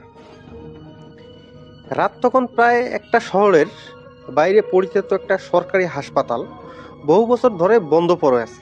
অফিসিয়ালভাবে বলা হয় স্টাফ সংকট আর অর্থের অভাবে বন্ধ হয়েছে, কিন্তু আশেপাশের মানুষজন জানে কারণটা অন্য কিছু। এক সময় রুগীরা অদ্ভুতভাবে মারা যেতে ডাক্তাররা নাকি বলতো সব রিপোর্টই ঠিক, কিন্তু রুগীরা একে একে নিঃশ্বাস বন্ধ হয়ে মারা যেত কোনো কারণ ছাড়া। তারপর রাতে পুরো হাসপাতাল খালি হয়ে যায়, স্টাফরা চাকরি ছেড়ে দেয় আর জায়গাটা তালাবদ্ধ হয়ে পড়ে থাকে। রিপাত এসব শুনে এখানে আসে, কারণ সেও একজন ইউটিউব ক্রিয়েটর। আসলে এরা দুজনই হচ্ছে ওই বন্ধু, হরর কন্টেন্ট বানায়। তার উদ্দেশ্য ওই একই, গ্রামের এ টু জেড ভয়ানক হিস্টোরি সবার মাঝে সত্যটা তুলে ধরা, সব প্রমাণ খুঁজে বের করা। এগুলো গুজব। সেই রাজ্যে সে এই হাসপাতালের গেট ভেঙে ভেতরে ঢুকতেই একটা তীব্র ওষুধের গন্ধ নাকে লাগে, কিন্তু সেটা পুরনো পচা গন্ধের সাথে মিশে গেছে। করিডোরের লাইট নেই, সে টর্চ জ্বালায়। দেয়ালে পুরনো পোস্টার, রোগীদের নাম লেখা বোর্ড আর মেঝেতে ঝুলে জমে আছে। কিন্তু অদ্ভুত ব্যাপার, ধুলোর ওপর জায়গার দাগ, যেন কেউ নিয়মিত হাঁটে। সে ধীরে ধীরে ভেতরে এগোয়, তার পায়ের শব্দ করিডোরে প্রতিধ্বনি হয়, কিন্তু কয়েক সেকেন্ড পরে সে প্রতিধ্বনি আবার ফিরে আসে, একটু দেরিতে, যেন কেউ হাঁটছে। সে থেমে থাকে, শব্দ থেমে যায়, সে আবার হাঁটে, আবার সেই দেরিগড়ি পায়ের শব্দ ওঠে। তার বুকের ভেতর চাপা ভয় জমতে শুরু করে, তবুও সে আর সামনে এগোয় না। একটা বেড সারি করে রাখা, কিছু পুরনো স্যালাইন ঝুলে আছে। সে ক্যামেরা অন করে দেখায়, হঠাৎ খেয়াল করে একটা বেডের চারপাশে কেউ যেন নড়ছে। সেটাকে ও নিজেও বুঝতে পারে না। আসলে একটু পর ওই লোকটি তার মাথা ঘুরিয়ে তার দিকে তাকায়। আসলে সে দেখতে পায় ওটা তার নিজেরই চেহারা। ওটা দেখে ওইখানেই সে অজ্ঞান হয়ে পড়ে, ওইখানেই মৃত্যুবরণ করে। পরের দিন গ্রামবাসী হাসপাতালের গেটের সামনে তার লাশ খুঁজে পায়। পুলিশ ময়না তদন্ত করে বুঝতে পারে যে এটা রাস্তায় অ্যাক্সিডেন্ট হয়ে মারা যাওয়ার রোগী। এই ছিল রাসেল ভাই আমার ঘটনা।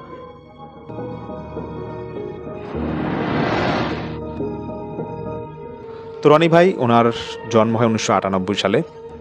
তো 98 সালের উনি যে একটা সময় যখন ওনার জন্ম হয়, তখন নাকি তার মাতৃগর্ভে যখন তিনি ছিলেন 5 মাস বয়স অবস্থায়, মানে তিনি তখন তার মাতৃগর্ভেই, তো তখন নাকি তার মা খুব সুঘ্রাণ পেত, একটা এত সুন্দর একটা গ্রাণ আসতো, তিনি নাকি জীবদ্দশায় এমন গ্রাণ কখনো পায়নি।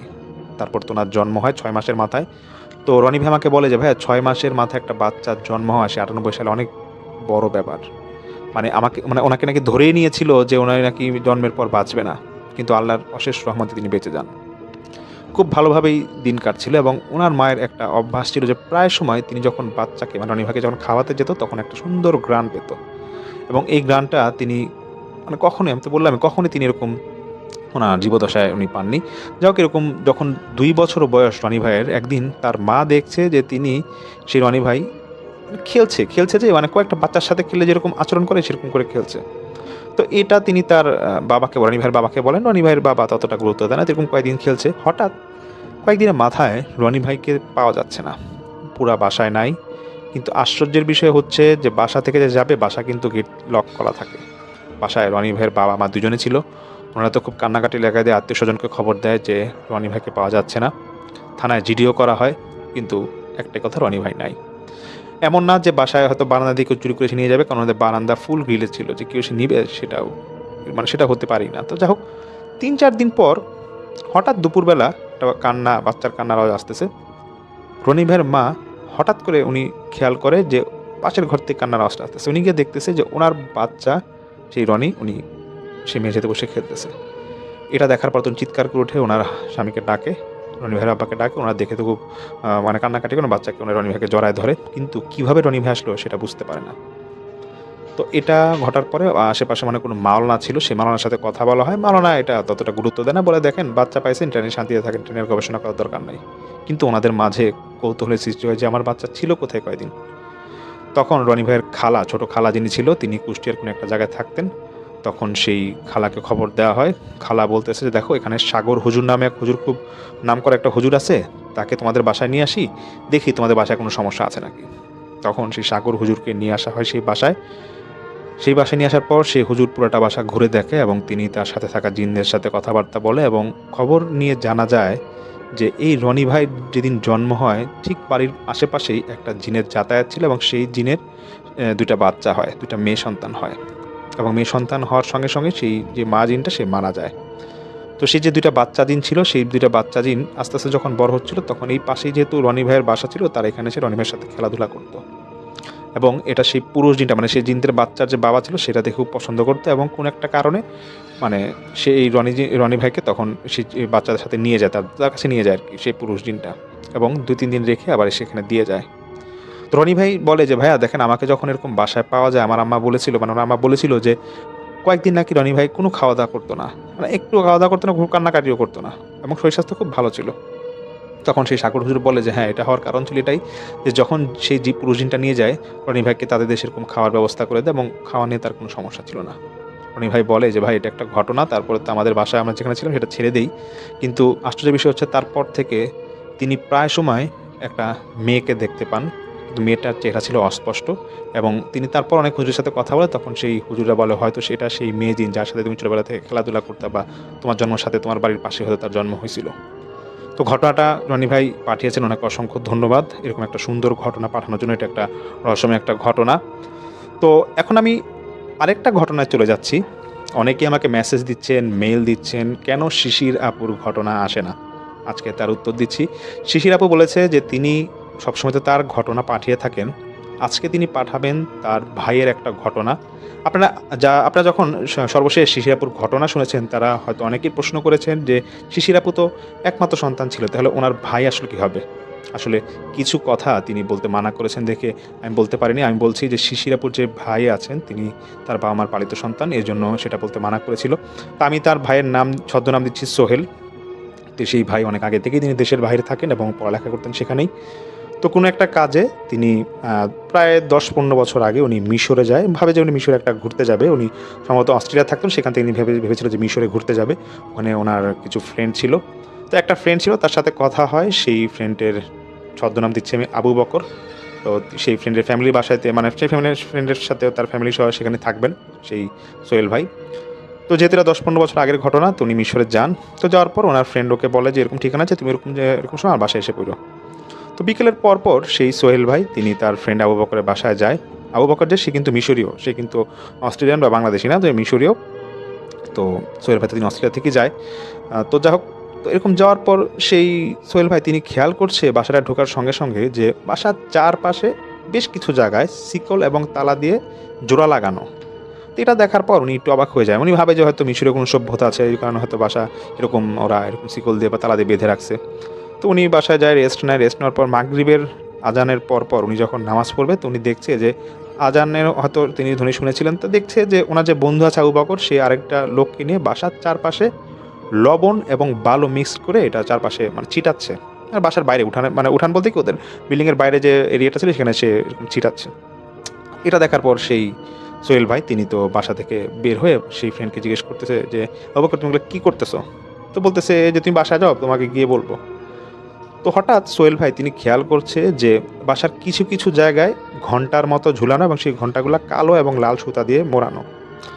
এটা দেখার পর ওনার কিছুটা সন্দেহ হয় যে না, নিশ্চয়ই বাসাটা কোনো সমস্যা থাকতে পারে, হয়তো এর জন্য এই কাজ মানে এখানে শিকল বাঁধা তালা দিয়ে অথবা এরকম ঘন্টা ঝুলানো বা এরকম বালু বা লবণ মিশ্রিত করে বাইরে চিরানো হচ্ছে। যাই হোক, বাসায় যাওয়ার পর রাতে খাওয়া দাওয়া শেষ করার পর সেই আবু বকর ওনার বন্ধু বলতেছে যে তুমি তো জিজ্ঞেস করছিলে এগুলো আমরা কেন করছি, এটা তোমাকে আজকে ঘটনাটা বলি। তো এটা অনেক আগের ঘটনা। তো সেই আবু বকর ওনার বাবা, সে ছিল একজন প্রত্নতত্ত্ববিদ। তিনি এরকম ওই যে মানে এই কাজগুলো তো করা হচ্ছে মাটি খোঁড়াখুড়ি কাজ যারা করে তাদেরকে আমরা প্রত্নতত্ত্ববিদ এগুলো বলি। তো যাই হোক, তো 8 মাস আগের একটা ঘটনা। সে আবু বকরের বাবা তিনি এখানে যে ওনাদের যে পিরামিড আছে সেই পিরামিডে ওরকম মাটি খোঁড়াখুড়ির কাজ করছিলেন ওনাদের একটা টিম। তো এরকম মাটি খোঁড়াখুড়ি কাজ করতে গিয়ে উনি হয়তো সিনিয়র পার্সন ছিলেন সে আবু বকরের বাবা। তো তিনি খোঁড়াখুড়ি করতে গিয়ে উনি একটা মমির মতো পান, পুরানো মমির মতো পান। তো এটার পাশে একটা পুরানো পুঁথি পায়। তো সেই পুঁথিটা পাওয়ার পর তিনি নিজের কাছে রেখে দেয়। ওনার একটু এগুলো নিয়ে খুব কৌতূহল ছিল, যেগুলো পুঁথি থেকে উনি দেখবেন, কাউকে আর জানায় নাই। তো পুঁথি পাওয়ার পর উনি এটা নিয়ে আসে এবং উনি পরে পুঁথিটা খোলার পর যে ভাষায় লেখা ছিল সেই ভাষাটা তিনি বুঝতে পারে না। অনেক কষ্টে তিনি একটা বই পায় এবং বইয়ে দেখে যে এটা একটা কোনো সন্ন্যাসী বা তান্ত্রিকের মানে পুঁথি হবে, এটা তিনি গ্রহণ করেছিলেন। তো উনি সেখানে তো এগুলো নিয়ে আসে, দেখতেছে যে এখানে অনেক মানে ওদের যে ধর্মের দেবদেবতা আছে সেগুলো দেবদেবতার কথা লেখা আছে এবং লেখা আছে যে কিছু মৃত দেবতা আছে তাদেরকে কীভাবে জাগানো যায় সেই পুঁথির মধ্যে লেখা ছিল। তো এগুলো লেখার পর সেই এগুলো লেখা দেখার পর সেই আবু বকর যিনি ছিল ওনার বাবার মধ্যে খুব কৌতূহল সৃষ্টি হয়, যেটা একটা কিছু করেই তিনি ছাড়বে। এবং প্রথম পর্যায়ে তিনি তার বাসায় কাউকে কিছু বলে না। তো পুঁথিতে একটা গুহার কথা লেখা আছে এবং সেই গুহার ভিতরে একটা মন্দির আছে। তো সেই মন্দিরে নাকি একটা মৃত দেবতা আছে, সেই দেবতা নাকি এই পুঁথির যে কিছু কাজ আছে সেই কাজগুলো করলে নাকি সেই দেবতারা উঠে যাবে। তো যাই হোক, সেই অনুযায়ী তো আবু বকর যে ওনার বাবা আছেন তো ওনার খুব আগ্রহ জাগে। তো উনি করে কি এই পুঁথিটা নিয়ে অনেক দিন মানে পড়তে থাকে। পড়ার পর উনি যখন বুঝে যে না এখানে একটা ঠিকানা আছে, তো তিনি সেরকম একটা ঠিকানাটা খুঁজে পায়। তো ঠিকানা অনুযায়ী উনি যায়, দেখতেছে ঠিকই একটা গুহা, কিন্তু গুহাটা আটকানো এবং গুহাটার ভিতর তো ওনাকে যেতে হবে। তো তিনি ভাবে যে ওনারই এক বন্ধু ছিল, সেই বন্ধু এরকম কাজ করতো, সেও এক তান্ত্রিক ছিল, সে জীবিত ছিল। তো সেই বন্ধুর কাছে তিনি যায়, সেই আবু বকর ওনার বাবা। তো সেই ওনার বন্ধুকে গিয়ে বলতেছে যে বন্ধু দেখো, আমি এরকম কাজ করতে গিয়ে একটা পুঁথি পাইছি, তো এটা ভিতরে নাকি একটা গুহার ভিতরে একটা মন্দির আছে, এখানে নাকি দেবতা আছে, সেই দেবতা নাকি মানে পুঁথিটার কিছু কাজ করলে নাকি সেই দেবতা জেগে উঠবে, তো যাবা নাকি এখানে। তো সেই তান্ত্রিক বলতেছে যে ঠিক আছে তুমি পুঁথিটা দাও। তো দেওয়ার পর ওরা ঠিক করে যে নিয়ম অনুযায়ী যে অমাবস্যা যেদিন হবে তার 5 দিন আগে সেখানে মন্দিরে যেতে হবে এবং মন্দিরের সামনে গিয়ে কিছু জিনিস বলে দিতে হবে। প্রথম দিন একটা মুরগি বলে দিতে হবে, দ্বিতীয় দিন একটা রাজহাঁস বলে দিতে হবে এবং তৃতীয় দিন একটা ছাগল বলে দিতে হবে। মানে পর্যায়ক্রমিকভাবে বলি যেটা দিতে হবে তার মানে প্রাণীটা আস্তে আস্তে বড় হতে হবে এবং শেষ পর্যায়ে সেখানে একটা নর বলে দিতে হবে। তো মোটামুটি ওরা তো এরকম প্রথম 2-3 দিন এরকম বলি দেয়, কিন্তু যখন নরবলির কথাটা আসে তখন যে আবু বকর ছিল তার বাবা নাকি এটা শোনার পর একটু পিছপা হয়ে যায়। উনি তার সে তান্ত্রিক বন্ধুকে বলতেছে যে না, নরবলিটা আসলে আমি এটা পছন্দ করতেছি, এটা আসলে দেওয়া যাবে না, এটা কি বলে, এটা তো অনেক খারাপ মানে খারাপ বিষয়, এটা আমি নরবলি কাকে দিব, এটা দেওয়া আসলে সম্ভব না এবং মানুষ জোগাড় করা যাবে না এবং এটা নিয়ে অনেক মানে কথা ছড়াছড়ি হয়ে যাবে, দরকার নাই, আর আমার ভিতরে কী আছে এটা দেখারও দরকার নাই। তখন সেই তান্ত্রিক বন্ধু বলতেছে তাহলে তুমি এটা কী করবা। তো হঠাৎ করে উনি সিদ্ধান্ত নেয়, সে আবু বকরের বাবা, তিনি সিদ্ধান্ত নেয় যে ডায়নামাইট যেটা আছে সেটা দিয়ে হয়তো এই গুহাটার দরজা ভাঙা হবে এবং তিনি তার অফিসিয়াল দিক দিয়ে যারা আছে তাদেরকে এরকম জানাবে বিষয়টা এবং তারা এই গুহাটা ভাঙবে, এরকম একটা সিদ্ধান্ত নিয়ে ফেলে। তো সিদ্ধান্ত নেওয়ার পর ওনাদের অফিসিয়াল দিক দিয়ে যারা ছিল তারা এরকম 7-8 জন শ্রমিক পাঠায় এবং একটা টিম পাঠায় যে গুহাটা আছে আসলে ভিতরে মন্দির বা কিছু আছে নাকি এটা তারা চেক করে দেখতে চায়। আর সবাই বিশ্বাস করে যেহেতু এখানে পুঁথির মধ্যে লেখা ছিল। তো এরকম ডায়নামাইট এরকম ফিট করা হয় এবং ওটা এরকম ব্লাস্ট করা হয়, করার পর মোটামুটি সব কাজ ওরা করবে, তো ভিতরে যাবে। তো সেই নাকি এরকম কাজ করতে করতে নাকি সন্ধ্যা বা রাত নাকি হয়ে যায়। তো ঠিক হয় যে ওরা এরকম আলো জ্বালিয়ে ভিতরে সেই রাতে এরকম দেখতে যাবে যে ভিতরে সে কী আছে। আশ্চর্যের বিষয় হচ্ছে যে রাতের খাওয়া শেষ করে যখন 6 জন কর্মী মানে শ্রমিক তারা যখন ভিতরে যায় তখন নাকি তারা কাউকে নেয় নাই। তো ভিতর থেকে আসার পরে 6 জনের মধ্যে নাকি প্রায় সবারই একই অবস্থা, অসুস্থ হয়ে গেছে এবং তাদেরকে দ্রুত হসপিটালে নেওয়া হয় এবং হসপিটালে নেওয়ার পর এর মধ্যে একজন মারা যায়। এই মারা যাওয়ার পর সেই আবু বকর যে ওনার বাবা সন্দেহ হয় যে এই তান্ত্রিক মানে যে বন্ধু জীবিত অবস্থায় যে তান্ত্রিক আছে সে নিশ্চয়ই তার কারসাজি করে এই শ্রমিকটাকে এরকম বলি দেওয়াইছে বা মেরে ফেলছে, হয়তো তার ভিতরে যে বলি দেওয়ার কথা ছিল এই জন্য হয়তো মেরে ফেলছে। তখন তিনি তার বন্ধুকে ধরে, তান্ত্রিককে ধরে বলতেছে যে তুমি নিশ্চিত এই শ্রমিকের কিছু করছো না, আমরা সবাই একই খাওয়া খাইলাম, কারো কিছু হলো না, সবাই অসুস্থ হইলো, কিন্তু এই শ্রমিকটা কীভাবে মারা গেল। তখন সেই তান্ত্রিক বন্ধু বলতেছে যে দেখো বন্ধু, বলি জিনিসটাকে আগে তোমাকে এটা বুঝতে হবে। বলি হচ্ছে এক কোপে মেরে ফেলতে হয়, এটা কি বলি বলে, আমার যদি ইচ্ছা থাকতো তাহলে আমি কিন্তু ওকে এক কোপে মেরে ফেলতাম। তখন সে আবু বকরের বাবা ভাবতেছে যে হ্যাঁ আসলে তো এটা ঠিকই বলছে, হয়তো অন্য কোনো কারণে মারা যেতে পারে বা অন্য কোনো কারণে এই শ্রমিকগুলো অসুস্থ হতে পারে। তো পরবর্তীতে ওদের টিমকে এরকম জানানো হয় যে এটা ওরা 2 দিন পরে আবার সে ভিতরে যাবে এবং এবার সিদ্ধান্ত হয় যে আবু বকরের বাবা এবং তার যে বন্ধু তান্ত্রিক আছে তারা 2 জন যাবে। এরা সকাল 8টা কি 8:30টার দিকে সেই মিশরীয় সময় অনুযায়ী তারা রওনা দেয়, ওদের আলো লাইটের ব্যবস্থা করা হয়, ভিতরে ওরা যায়। তো যাওয়ার পরে সেই তান্ত্রিকের কাছে যে পুঁথিটা দেওয়া হয়, তো তান্ত্রিক বলতেছে যে দেখো এখানে 2টা রাস্তার কথা বলা আছে, চলো আমরা ভিতরের দিকে যাই, 2 রাস্তা আছে, 2 রাস্তা খুঁজে ভিতরের দিকে যাই। হঠাৎ করে তারা দেখছে যে ভিতরে 9টা রাস্তা আছে এবং সেই তান্ত্রিক আবু বকরের বাবাকে বলতেছে যে ভাই মানে তুমি তো দেখো এই যে এখানে কিন্তু 2টা রাস্তার জায়গায় 9টা রাস্তা লেখা, 2টা রাস্তা লেখা আছে, 9টা রাস্তা দেখা যাচ্ছে, তাই আমরা কোন রাস্তায় যাবো। তো এরকম যখন দেখছে হঠাৎ করে ওরা দেখে যে একটা কফিনের মতো কিছু একটা ছবি দেখা যাচ্ছে এবং এটার মধ্যে অনেক কিছু লেখা। তো সেই তান্ত্রিক বুঝে যায় সেই ভাষাটা এবং সে নাকি সেই লেখাটা পড়তে থাকে এবং পড়ার সঙ্গে সঙ্গেই দেখছে যে ভিতরে একটা কি জানি বিস্ফোরণ হয়। বিস্ফোরণ হওয়ার সঙ্গে সঙ্গে ওরা দুজনেই লুটিয়ে পড়ে, মানে সেই তান্ত্রিক নাকি পড়ে যায় এবং ওই বন্ধুর যে বাবা, আবু বকরের বাবা যিনি ছিল, তুই নাকি ভিতরে থেকে যায়। তো এরকম দুপুর নাগাদ বা সন্ধ্যা নাগাদ হয়ে যায়, যখন দেখতেছে বাইরের লোকরা যে ভিতর থেকে দুজন গেছে এখনও আসতেছে না, তারা নাকি ভিতরে খোঁজার জন্য যায়। তারা গিয়ে দেখতে পায় যে আবু বকর যে ভাই ছিল, ওনার আবু বকর যে সোহেল ভাই যে বন্ধু ছিল, তার বাবা সে ভিতরে একটা জায়গায় পাক খাচ্ছে, মানে ঘুরতেছে সে, শুধু চোখের সামনে নাকি সে 20 বার ঘুরে ফেলছে। তখন বাইরের লোক যারা ছিল, যারা শ্রমিক অন্য যারা ছিল, মানে কর্তৃপক্ষ যারা ছিল, তারা নাকি এরকম সে আবু বকর ভাইয়ের বাবাকে ওনাকে ভিতর থেকে নিয়ে আসে, এবং যে তান্ত্রিক ছিল সে নাকি পুরো বাকরুদ্ধ অবস্থায় তাকে ভিতর থেকে পরে আনা হয় এবং জিজ্ঞাসা করা হয় দুইজনকে। তান্ত্রিক তো কিছু বলতেই পারে না, কিন্তু আবু বকর ভাই যে ওনার বাবা বলতেছে যে আমি ভিতরে এরকম এরকম আমরা করছিলাম, গেছিলাম, এই সমস্যাগুলো হয়েছে, একটা ব্লাস্ট হলে আমরা কিছু বলতে পারবো না। তো এটা তো নর্মাল ছিল ঘটনাগুলো, কিন্তু সমস্যাটা শুরু হয় কয়েকদিন পর থেকে। সোহেল ভাই বলে যে ওনার যে বন্ধুর বাবা, তিনি নাকি তার কয়েকদিন পর থেকে বেশ মানে উল্টাপাল্টা সব আচরণ শুরু করে। আবু বকর ভাই ওনার বাবা নাকি তার কয়েকদিন পর থেকে আসার পর থেকে ওনাকে নাকি রাতে পাওয়া যাচ্ছিল না। তো পাশেই এলাকা থেকে নাইট গার্ড কোনো এক রাতে ওনাকে নিয়ে আসে, মানে ধরাধরি করে নিয়ে আসে, এবং এসে বলতেছে, সে আবু বকর ভাইদেরকে বলতেছে যে দেখেন আপনার আব্বাকে পাশের কবরস্থানে পাওয়া গেছে, উনি এখানে মাটি খুঁড়তেছিল, এবং ওনাকে যখনই বললাম যে আপনি এখানে কী করেন, তখন তিনি বলতেছে যে মাটির ভিতর যে আছে তার সাথে আমি দেখা করবো। উল্টাপাল্টা সব আচরণ দেখাচ্ছিল, এই জন্য ওনাকে আমরা জোর করে নিয়ে আসছি, ওনাকে আটকায় রাখেন ঘরে। তারপর থেকে প্রতি রাতেই নাকি সে আবু বকর ভাইয়ের বাবা নাকি বের হয়ে যেতে চাইতো, কিন্তু ওনাকে ধরে রাখা যাইতো না, এবং দেখতে যেত যে ওনার আসলে কই যায়, ওনার একটাই কথা, তিনি সেই কবরস্থানের দিকে ছুটে যাইতো। এবং প্রায় রাতে নাকি এই বাড়ির আশেপাশে, মানে সোহেল ভাই যে বাড়িতে উঠে, আবু বকর ভাই যে বাসা ছিল তার আশেপাশে নাকি শিয়ালের ডাক শোনা যেত, এবং এটা নাকি প্রচণ্ড বেশি আকারে শিয়ালের সেই ডাক শোনা যায়। এগুলো যখন প্রায় হচ্ছিল, এবং ওনারা নাকি প্রায় সময় দেখতে জন্য দরজায় নাকি কি জানি মাঝ রাতে জোরে জোরে বাড়ি মারতো। তো এগুলা ঘটার পর ওনারা সেখানে এক লোকের সাথে কথা বলে, স্থানীয় একটা লোকের সাথে কথা বলে, যে নাকি এরকম মানে বদজিন তাড়াতে পারে বা এই খারাপ সমস্যাগুলো সমাধান করতে পারে। তো সেই লোক বলতেছে সে মানে একটা কোনো ইমাম, মসজিদের ইমাম ছিল, সেই ইমাম বা মাওলানা যে ছিল তার সাথে কথা বলে, এবং সেই পুরোটা ঘটনা যখন শুনে তখন নাকি সেই আবু বকর ভাইয়ের বাবাকে দেখে, এবং দেখে বলতেছে যে আপনার যান, আমি আসবো, বাসায় আসবো, আপনাদের ঠিকানা দিয়ে যান। 3-4 দিন হয়ে যায়, এরকম আসে না। তখন সেই মসজিদ ইমামের সাথে আবার কথা বলা হয় যে আপনি আসলেন না কেন বাসায়। তখন সেই ইমাম বলতেছে যে দেখেন, আমি তো এরকম খবর নিয়ে দেখছি আপনার আব্বা যে কাজটা করছে মুসলিম হিসাবে, সেই কাজটা ঠিক করে নাই, সে কিছু শয়তানকে আজাদ করে দিছে। সেই যে ঘোটার মধ্যে গেছে সেখানে কিছু শয়তান ছিল, এবং তাদেরকে আজাদ করে দিছে, এবং সেই শয়তানগুলো ওনাকে এখন মেরে ফেলবে, এবং সেজন্য তার জন্য ওনাকে বিভিন্ন জায়গায় এরকম ভয় দেখাচ্ছে এবং নিয়ে যাচ্ছে। তো যেটা করতে হবে সেটা আপনাদের কিছু নিয়মাবলী দিয়ে এগুলো করেন, এবং আপনার আব্বাকে বাসা থেকে বের হতে দিবেন না, 1 বছর বের হতে দিবেন না, দেখবেন সব ঠিক হয়ে গেছে।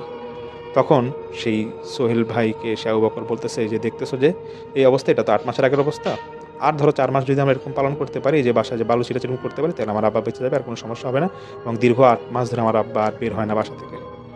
তো এটাই ঘটনাটা ঘটে, যেটা সে আবু বকর ভাই সোহেল ভাইকে বলে, এবং শিশিরাপুর ভাইয়ের থেকে সেই ঘটনাটা শিশিরাপুর আমাদেরকে শুনে আছেন।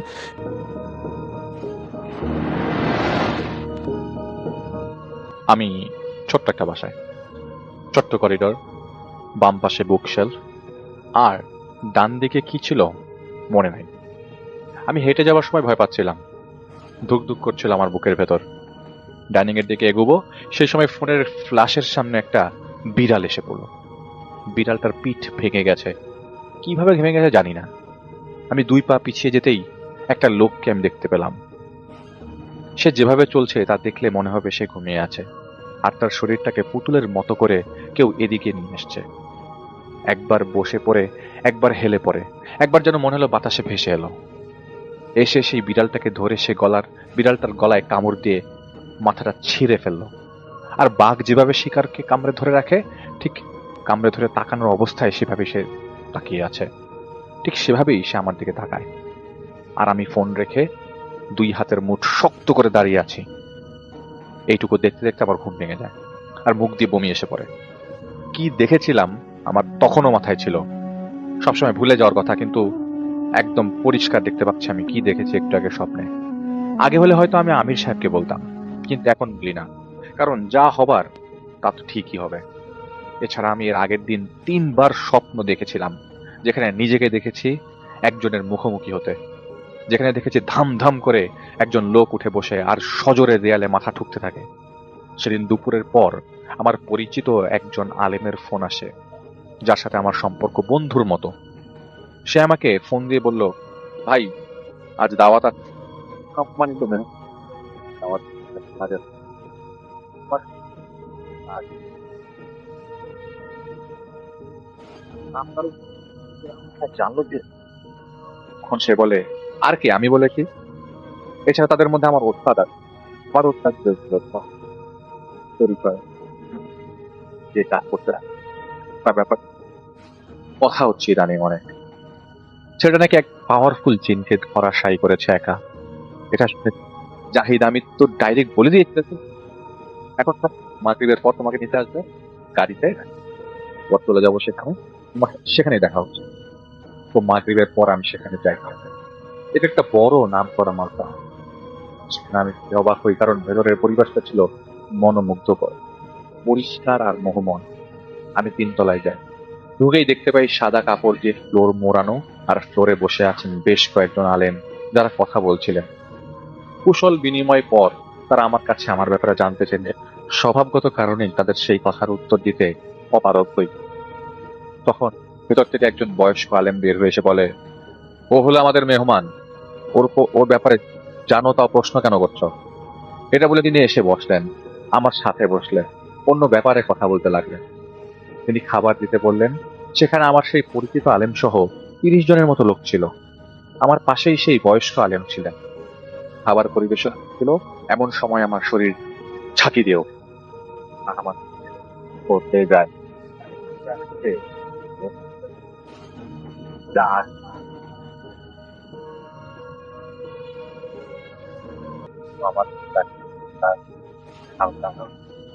আমার প্ল্যান করতে লাগলো, আমার শরীর থরথর করতে লাগলো।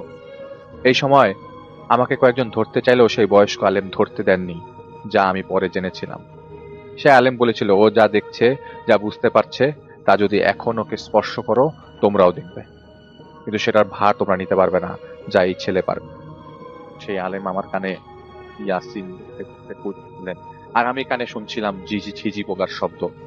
শব্দ কেটে যাওয়ার পর আমি ধীরে ধীরে শান্ত হলাম। তখন সেই আলেম আমাকে একজন লোকের কথা বলে। সেই লোক এখন নিচেই দাঁড়ানো, আর তার আগে কখনোই ফেস দেখি। এই মেহমানদারি তার পরিবার আয়োজন করছে। আমি চাই তুমি দেখো, আমাদের সামনেই দেখো লোকটাকে। আমি করে হ্যাঁ হ্যাঁ করেই যাচ্ছিলাম, কারণ আমার এমন লাগছিল যে সব শক্তি আমার থেকে কেড়ে নেওয়া হচ্ছে। আমি যেন শূন্যে ছিলাম। আমি খেতে চাইলাম। খাবার খেতে খেতে আমি সে আলেমকে জিজ্ঞেস করলাম, আমাকে কি বলবেন, সমস্যা কি? তখন আমাকে আলেম বলেন, নিজের চোখে দেখো, আজ এখানে ওকে ঝাড়বো, তুমিও থেকো। ওকে প্রতিদিন ঝাড়তে হয়, না হলে সমস্যা আরো প্রকট হয়। সমস্যা তো আছেই, কিন্তু ঝাড়লে কন্ট্রোলে থাকে, এটা তিনি বলেন। খাবার খাওয়ার পর প্রায় একটু পরই আমার ঘুম ঘুম লাগতে শুরু করে। তাই আমি একপাশে চেপে যাই আর দেয়ালে হেলান দিয়ে বসি। কখন যে ঘুমিয়ে গেলাম তা আমি টের পাইনি, কিন্তু আমার ঘুম ভেঙে যায় বিশ্রী একটা কণ্ঠ শুনে, এবং সাথে আমি শুনতে পাচ্ছি কোরআনের শব্দ, সেই সাথে সেই আলেমের কথা। আমি তখনও শক্তিহীন অনুভূতি পাচ্ছিলাম, তাও আমি উঠে দাঁড়াই, আর আমি আমার হাতে রিংটা বের করে পড়ি। আর রিংটা পড়ার সাথে সাথেই বিশ্রী কণ্ঠে বাজে কথা সেই কণ্ঠ থেকে আসছিল, সেই কণ্ঠটা থেমে যায়। আমি সেদিকে তাকাই আর দেখতে পাই মাঝবয়সী লোক আমার দিকে হা করে তাকিয়ে, মুখে হাসি মেখে তাকিয়ে আছে। এখান থেকে শুরু এক কঠিন যাত্রার, যা আমি বলবো আপনাদের সবাইকে। একেবারে যার মুখোমুখি হতে যাচ্ছিলাম সে কোনো সাধারণ কেউ ছিল না।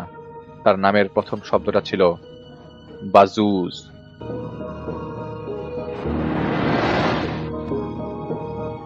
ঘটনাটা ঘটে কোনো এক মাছ ব্যবসায়ীর সাথে। তো গল্প বলার সুবিধার্থে ধরে নেই সেই মাছ ব্যবসায়ীর নাম হচ্ছে করিম সাহেব। আর ঘটনাটা ঘটে আজ থেকে প্রায় 20 কি 25 বছর আগে। তো করিম সাহেবের ফ্যামিলি বলতে ছিল তার বাবা এবং তার মা। তার বাবা ছিলেন এক দরিদ্র কৃষক এবং তার মা ছিলেন একজন গৃহিণী। তো বেশ অভাব অনটনের মাধ্যমে তার সংসারটা চলতো। এবং তার বাসার বর্ণনা হচ্ছে এরকম, তার বাসাটা ছিল বাঁশের বেড়া এবং পুরো টিন সেট, এবং তার বাসায় তখন কারেন্ট ছিল না। তো তারা সাধারণত কুপি এবং হারিকেন ইউজ করতো তখনকার সময়। আর বাসাটা ছিল সাধারণত দক্ষিণমুখী। বাসার দক্ষিণে ছিল খোলা মাঠ, আর বাসার পশ্চিম সাইডে ছিল বিশাল এক বাঁশ বাগান এবং একটা বেত ঝাড়, এবং সেদিকে একটা ওয়াশরুম ছিল তাদের। তো করিম সাহেব যেহেতু মাছ ব্যবসা করেন, তো তিনি আসলে আড়ত থেকে মাছ সংগ্রহ করেন, তারপর সেগুলো বিভিন্ন বাজারে তিনি বিক্রি করেন। তো বিক্রি করার পর তার লাভের অংশটুকু থেকে তিনি তার বাবাকে সাহায্য করেন, কিংবা তার সংসারের বিভিন্ন যাবতীয় বাজার সদাই ঘাট তিনিই করেন। তো তার বাসা থেকে আড়তের দূরত্ব হচ্ছে প্রায় 13 কিলোমিটার। তো তার বাসা থেকে আড়তের পথটা ছিল এরকম, তার বাসা থেকে বের হলে মেঠো পথ, সেটি ধরে হাঁটলে বেশ কিছু দূর যাওয়ার পরে একটা তাল গাছ পড়ে, দেন আরো কিছু যাওয়ার পর একটা ব্রিজ পড়ে।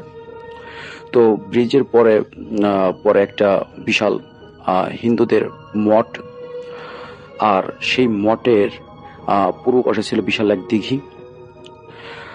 তো এভাবে কিছুক্ষণ হাঁটলে তো একটা মেইন রোড পড়ে। তো সেখান থেকে তিনি পায়ে হেঁটে তিনি তার গন্তব্যস্থল, সাধারণত আরিচা ঘাটের যে আড়ত বসে, সেখান থেকে তিনি সাধারণত মাছ সংগ্রহ করতেন। আর বলে রাখা ভালো, এই আড়তে সাধারণত মাছ কেনা বেচা হয় বেশ ভোর রাতে। তো এর জন্য তাকে বেশ আগে ভাগে রওনা দিতে হতো। আর সাধারণত তার রাস্তার মাঝে যে মঠ এবং দিঘিটা পড়ে, সেই মঠ এবং দিঘি সম্পর্কে এলাকায় একটা মিথ আছে। তো মিথটা হচ্ছে এরকম, তো সেখানে একটা জমিদার ছিল, তাও প্রায় আজ থেকে প্রায় 120 বছর আগে। তো সে জমিদার নাকি বেশ ভালো লোক ছিলেন। তো হঠাৎ করে এক সময় তার এলাকায় বেশ খরা চলে আসে। তো সেই খরার কারণে তার ফসলের মাঠ আসলে রোদের তাপদাহে পুড়ে যায়, মানে ফসলগুলো নষ্ট হয়ে যায় এবং এলাকার বেশ পুকুর ঘাট শুকিয়ে যায়। তো এর জন্য তিনি একবার সিদ্ধান্ত নিলেন তিনি একটি বড় দিঘি কাটবেন। তো তিনি কি করেন, তিনি বেশ কিছু যারা মাটি কাটে বা যারা পুকুর কাটে, বেশ কিছু শ্রমিক তিনি নিয়োগ করলেন। তো তারা আসলে সেই দিঘি কাটতে আরম্ভ করলো। তো বেশ বড় একটা দিঘি। তো তারা বেশ গভীরভাবে খনন করলো, কিন্তু মজার বিষয় হচ্ছে আসলে যতই খনন করা হোক না কেন, আসলে সেই দিঘিতে পানি উঠতেছিল না। তো এটা নিয়ে জমিদার মশাই আসলে বেশ চিন্তায় পড়ে যান। আর বলে রাখা ভালো,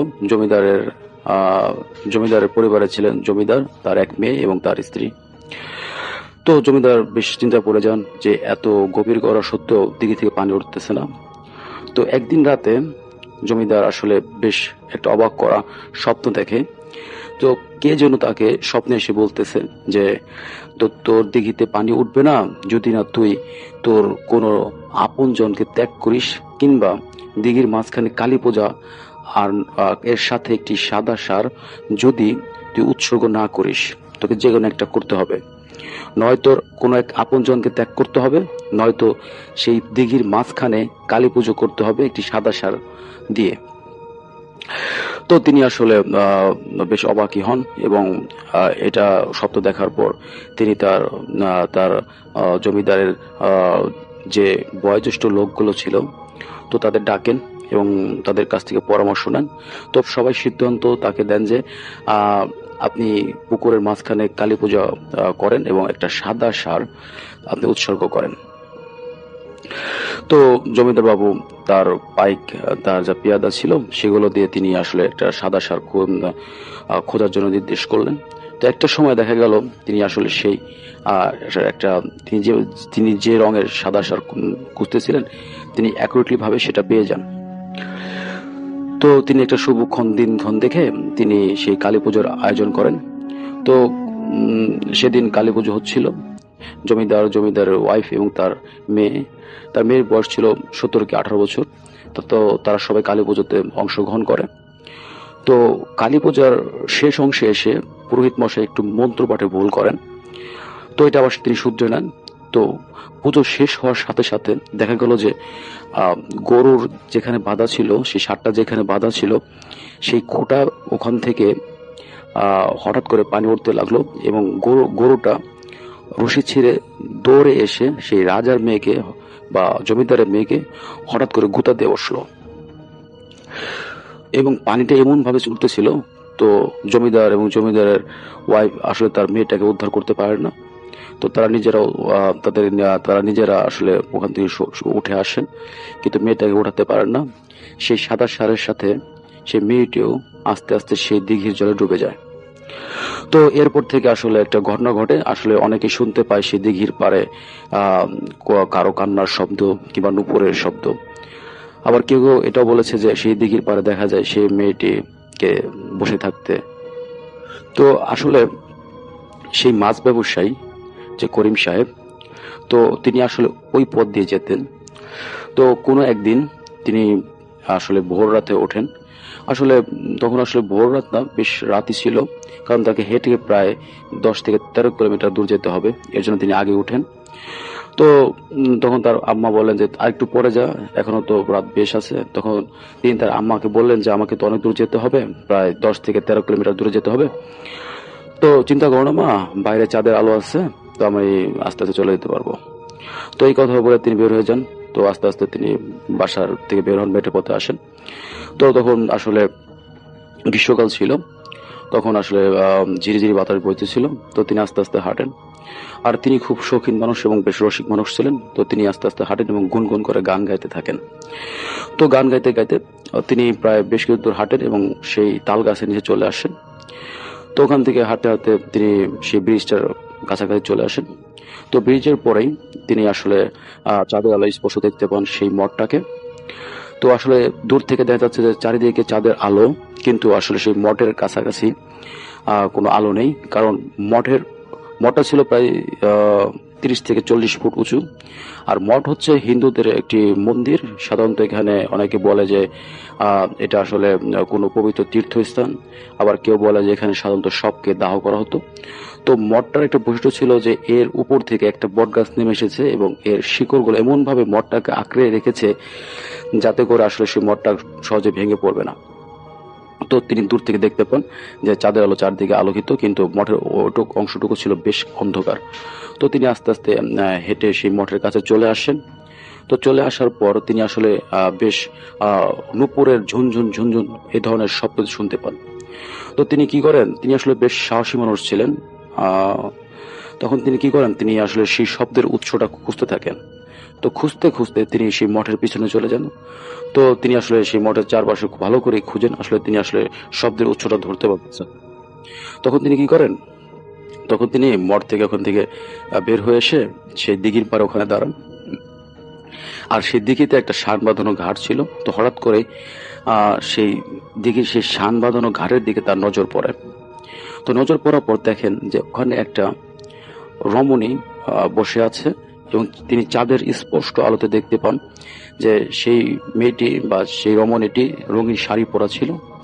তো তিনি আসলে বেশ অবাকই হন যে এত রাতে এখানে কি আসবে।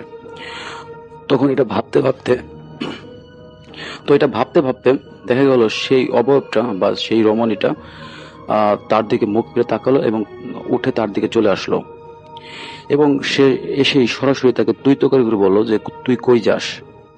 তখন করিম সাহেব বললেন যে আমি তো মাছের ব্যবসা করি, তো আমি যাচ্ছি আড়তে। তো করিম সাহেব দেখলেন যে সেই মেয়েটা দেখতে বেশ সুন্দর এবং তার চোখ, তার নাক এবং তার গায়ের রং ছিল বেশ ফর্সা। তো তিনি আসলে প্রথম দেখাতে আসলে বেশ বিমোহিত হয়ে যান। তো হঠাৎ করে সেই মেয়েটা তাকে বলতে লাগলো যে তোর এখন যাইতে হবো না, তুই আমার সাথে শানঘাটে গিয়ে বসবি এবং আমার সাথে গল্প করবি।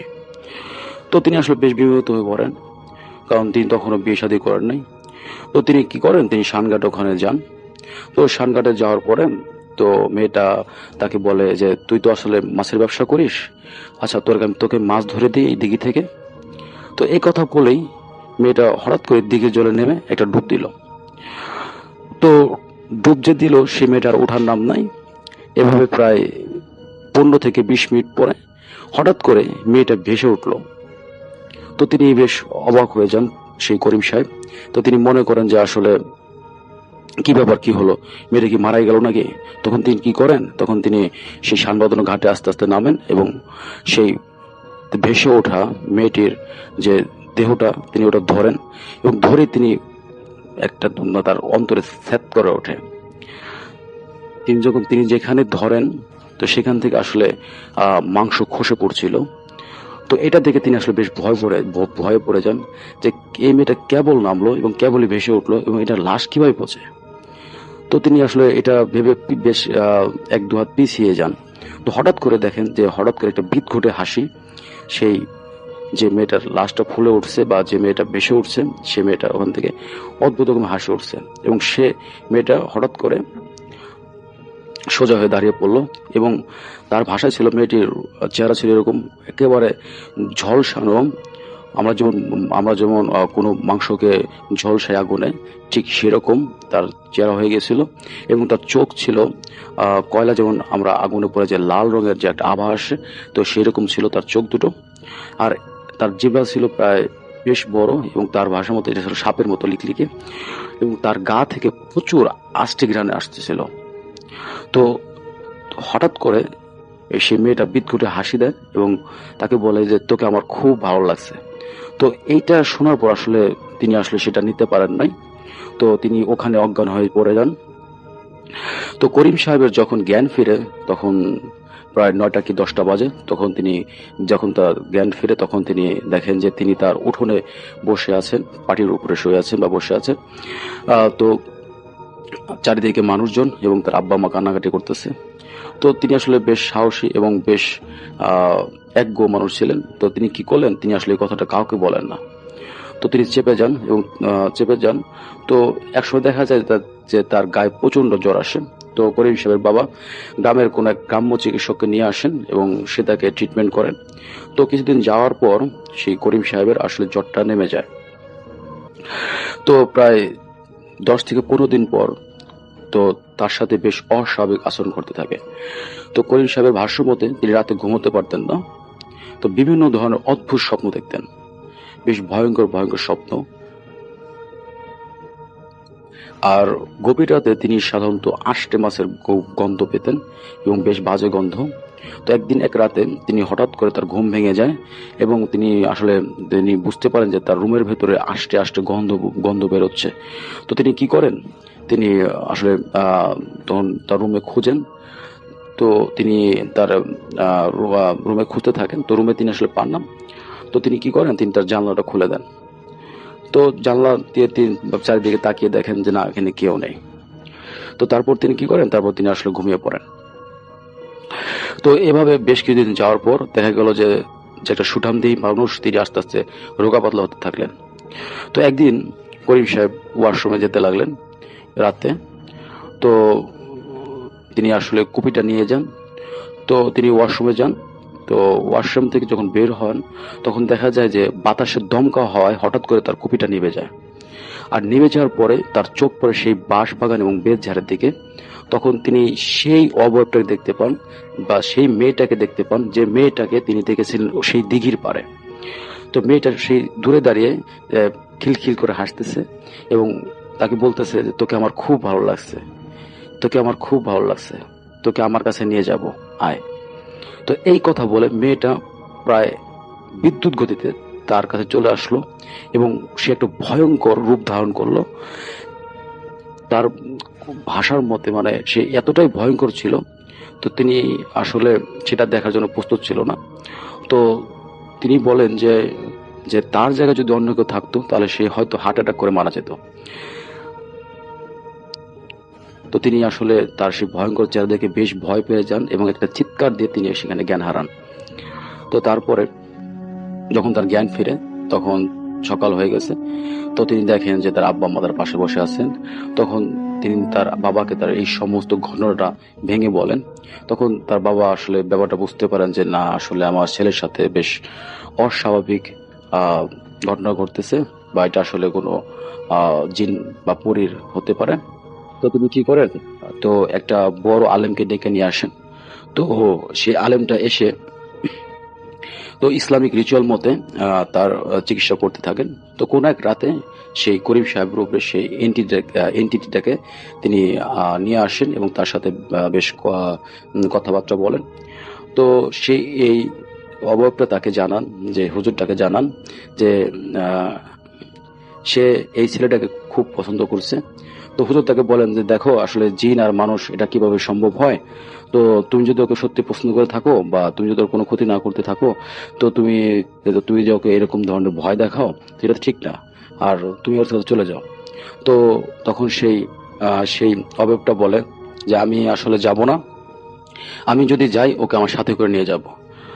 তো হুজুর তখন বিভিন্ন দোয়া দ্রুত পড়ার মাধ্যমে তো তিনি আসলে সেই নেগেটিভ এনার্জিটাকে সরাতে সক্ষম হন। তো তিনি সেই করিম সাহেবকে কিছু পানি পড়া, একটা তাবিজ আর কিছু আমল করতে বলেন।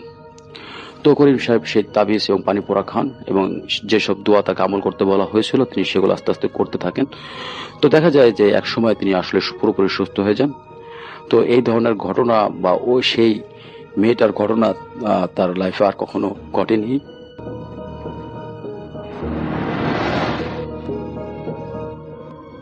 ডিয়ার লিসেনার, আশা করি এই এপিসোডের মধ্যে আপনারা যে ঘটনাগুলো শুনতে পারলেন প্রত্যেকটি ঘটনাই ভালো লেগেছে।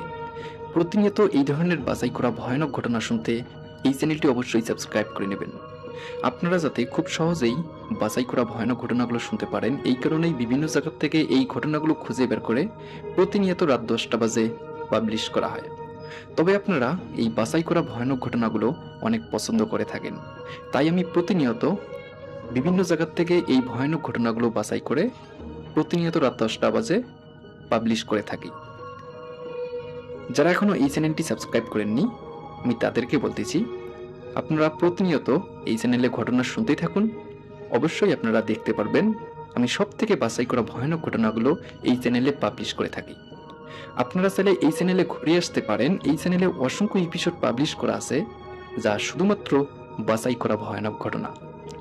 তবে আপনাদের মাঝে কোন ঘটনাগুলো ভালো লাগে, আর যে রাসেল ভাই, আফনান ভাই, ডক্টর আলিফ ভাই, এদের মাঝে কার ঘটনা সব থেকে আপনার কাছে প্রিয় অবশ্যই কমেন্ট সেকশনে জানিয়ে দেবেন। আমি পরবর্তী এপিসোডে ঠিক সেই ধরনের ঘটনা দেওয়ার চেষ্টা করব। তো আজকের জন্য এখানেই বিদায় নেব, আবারও আগামীকাল নতুন কিছু বাছাই করা ভয়ানক ঘটনা নিয়ে আপনাদের মাঝে চলে আসব। সকলেই ভালো থাকবেন, সুস্থ থাকবেন, আল্লাহ হাফেজ।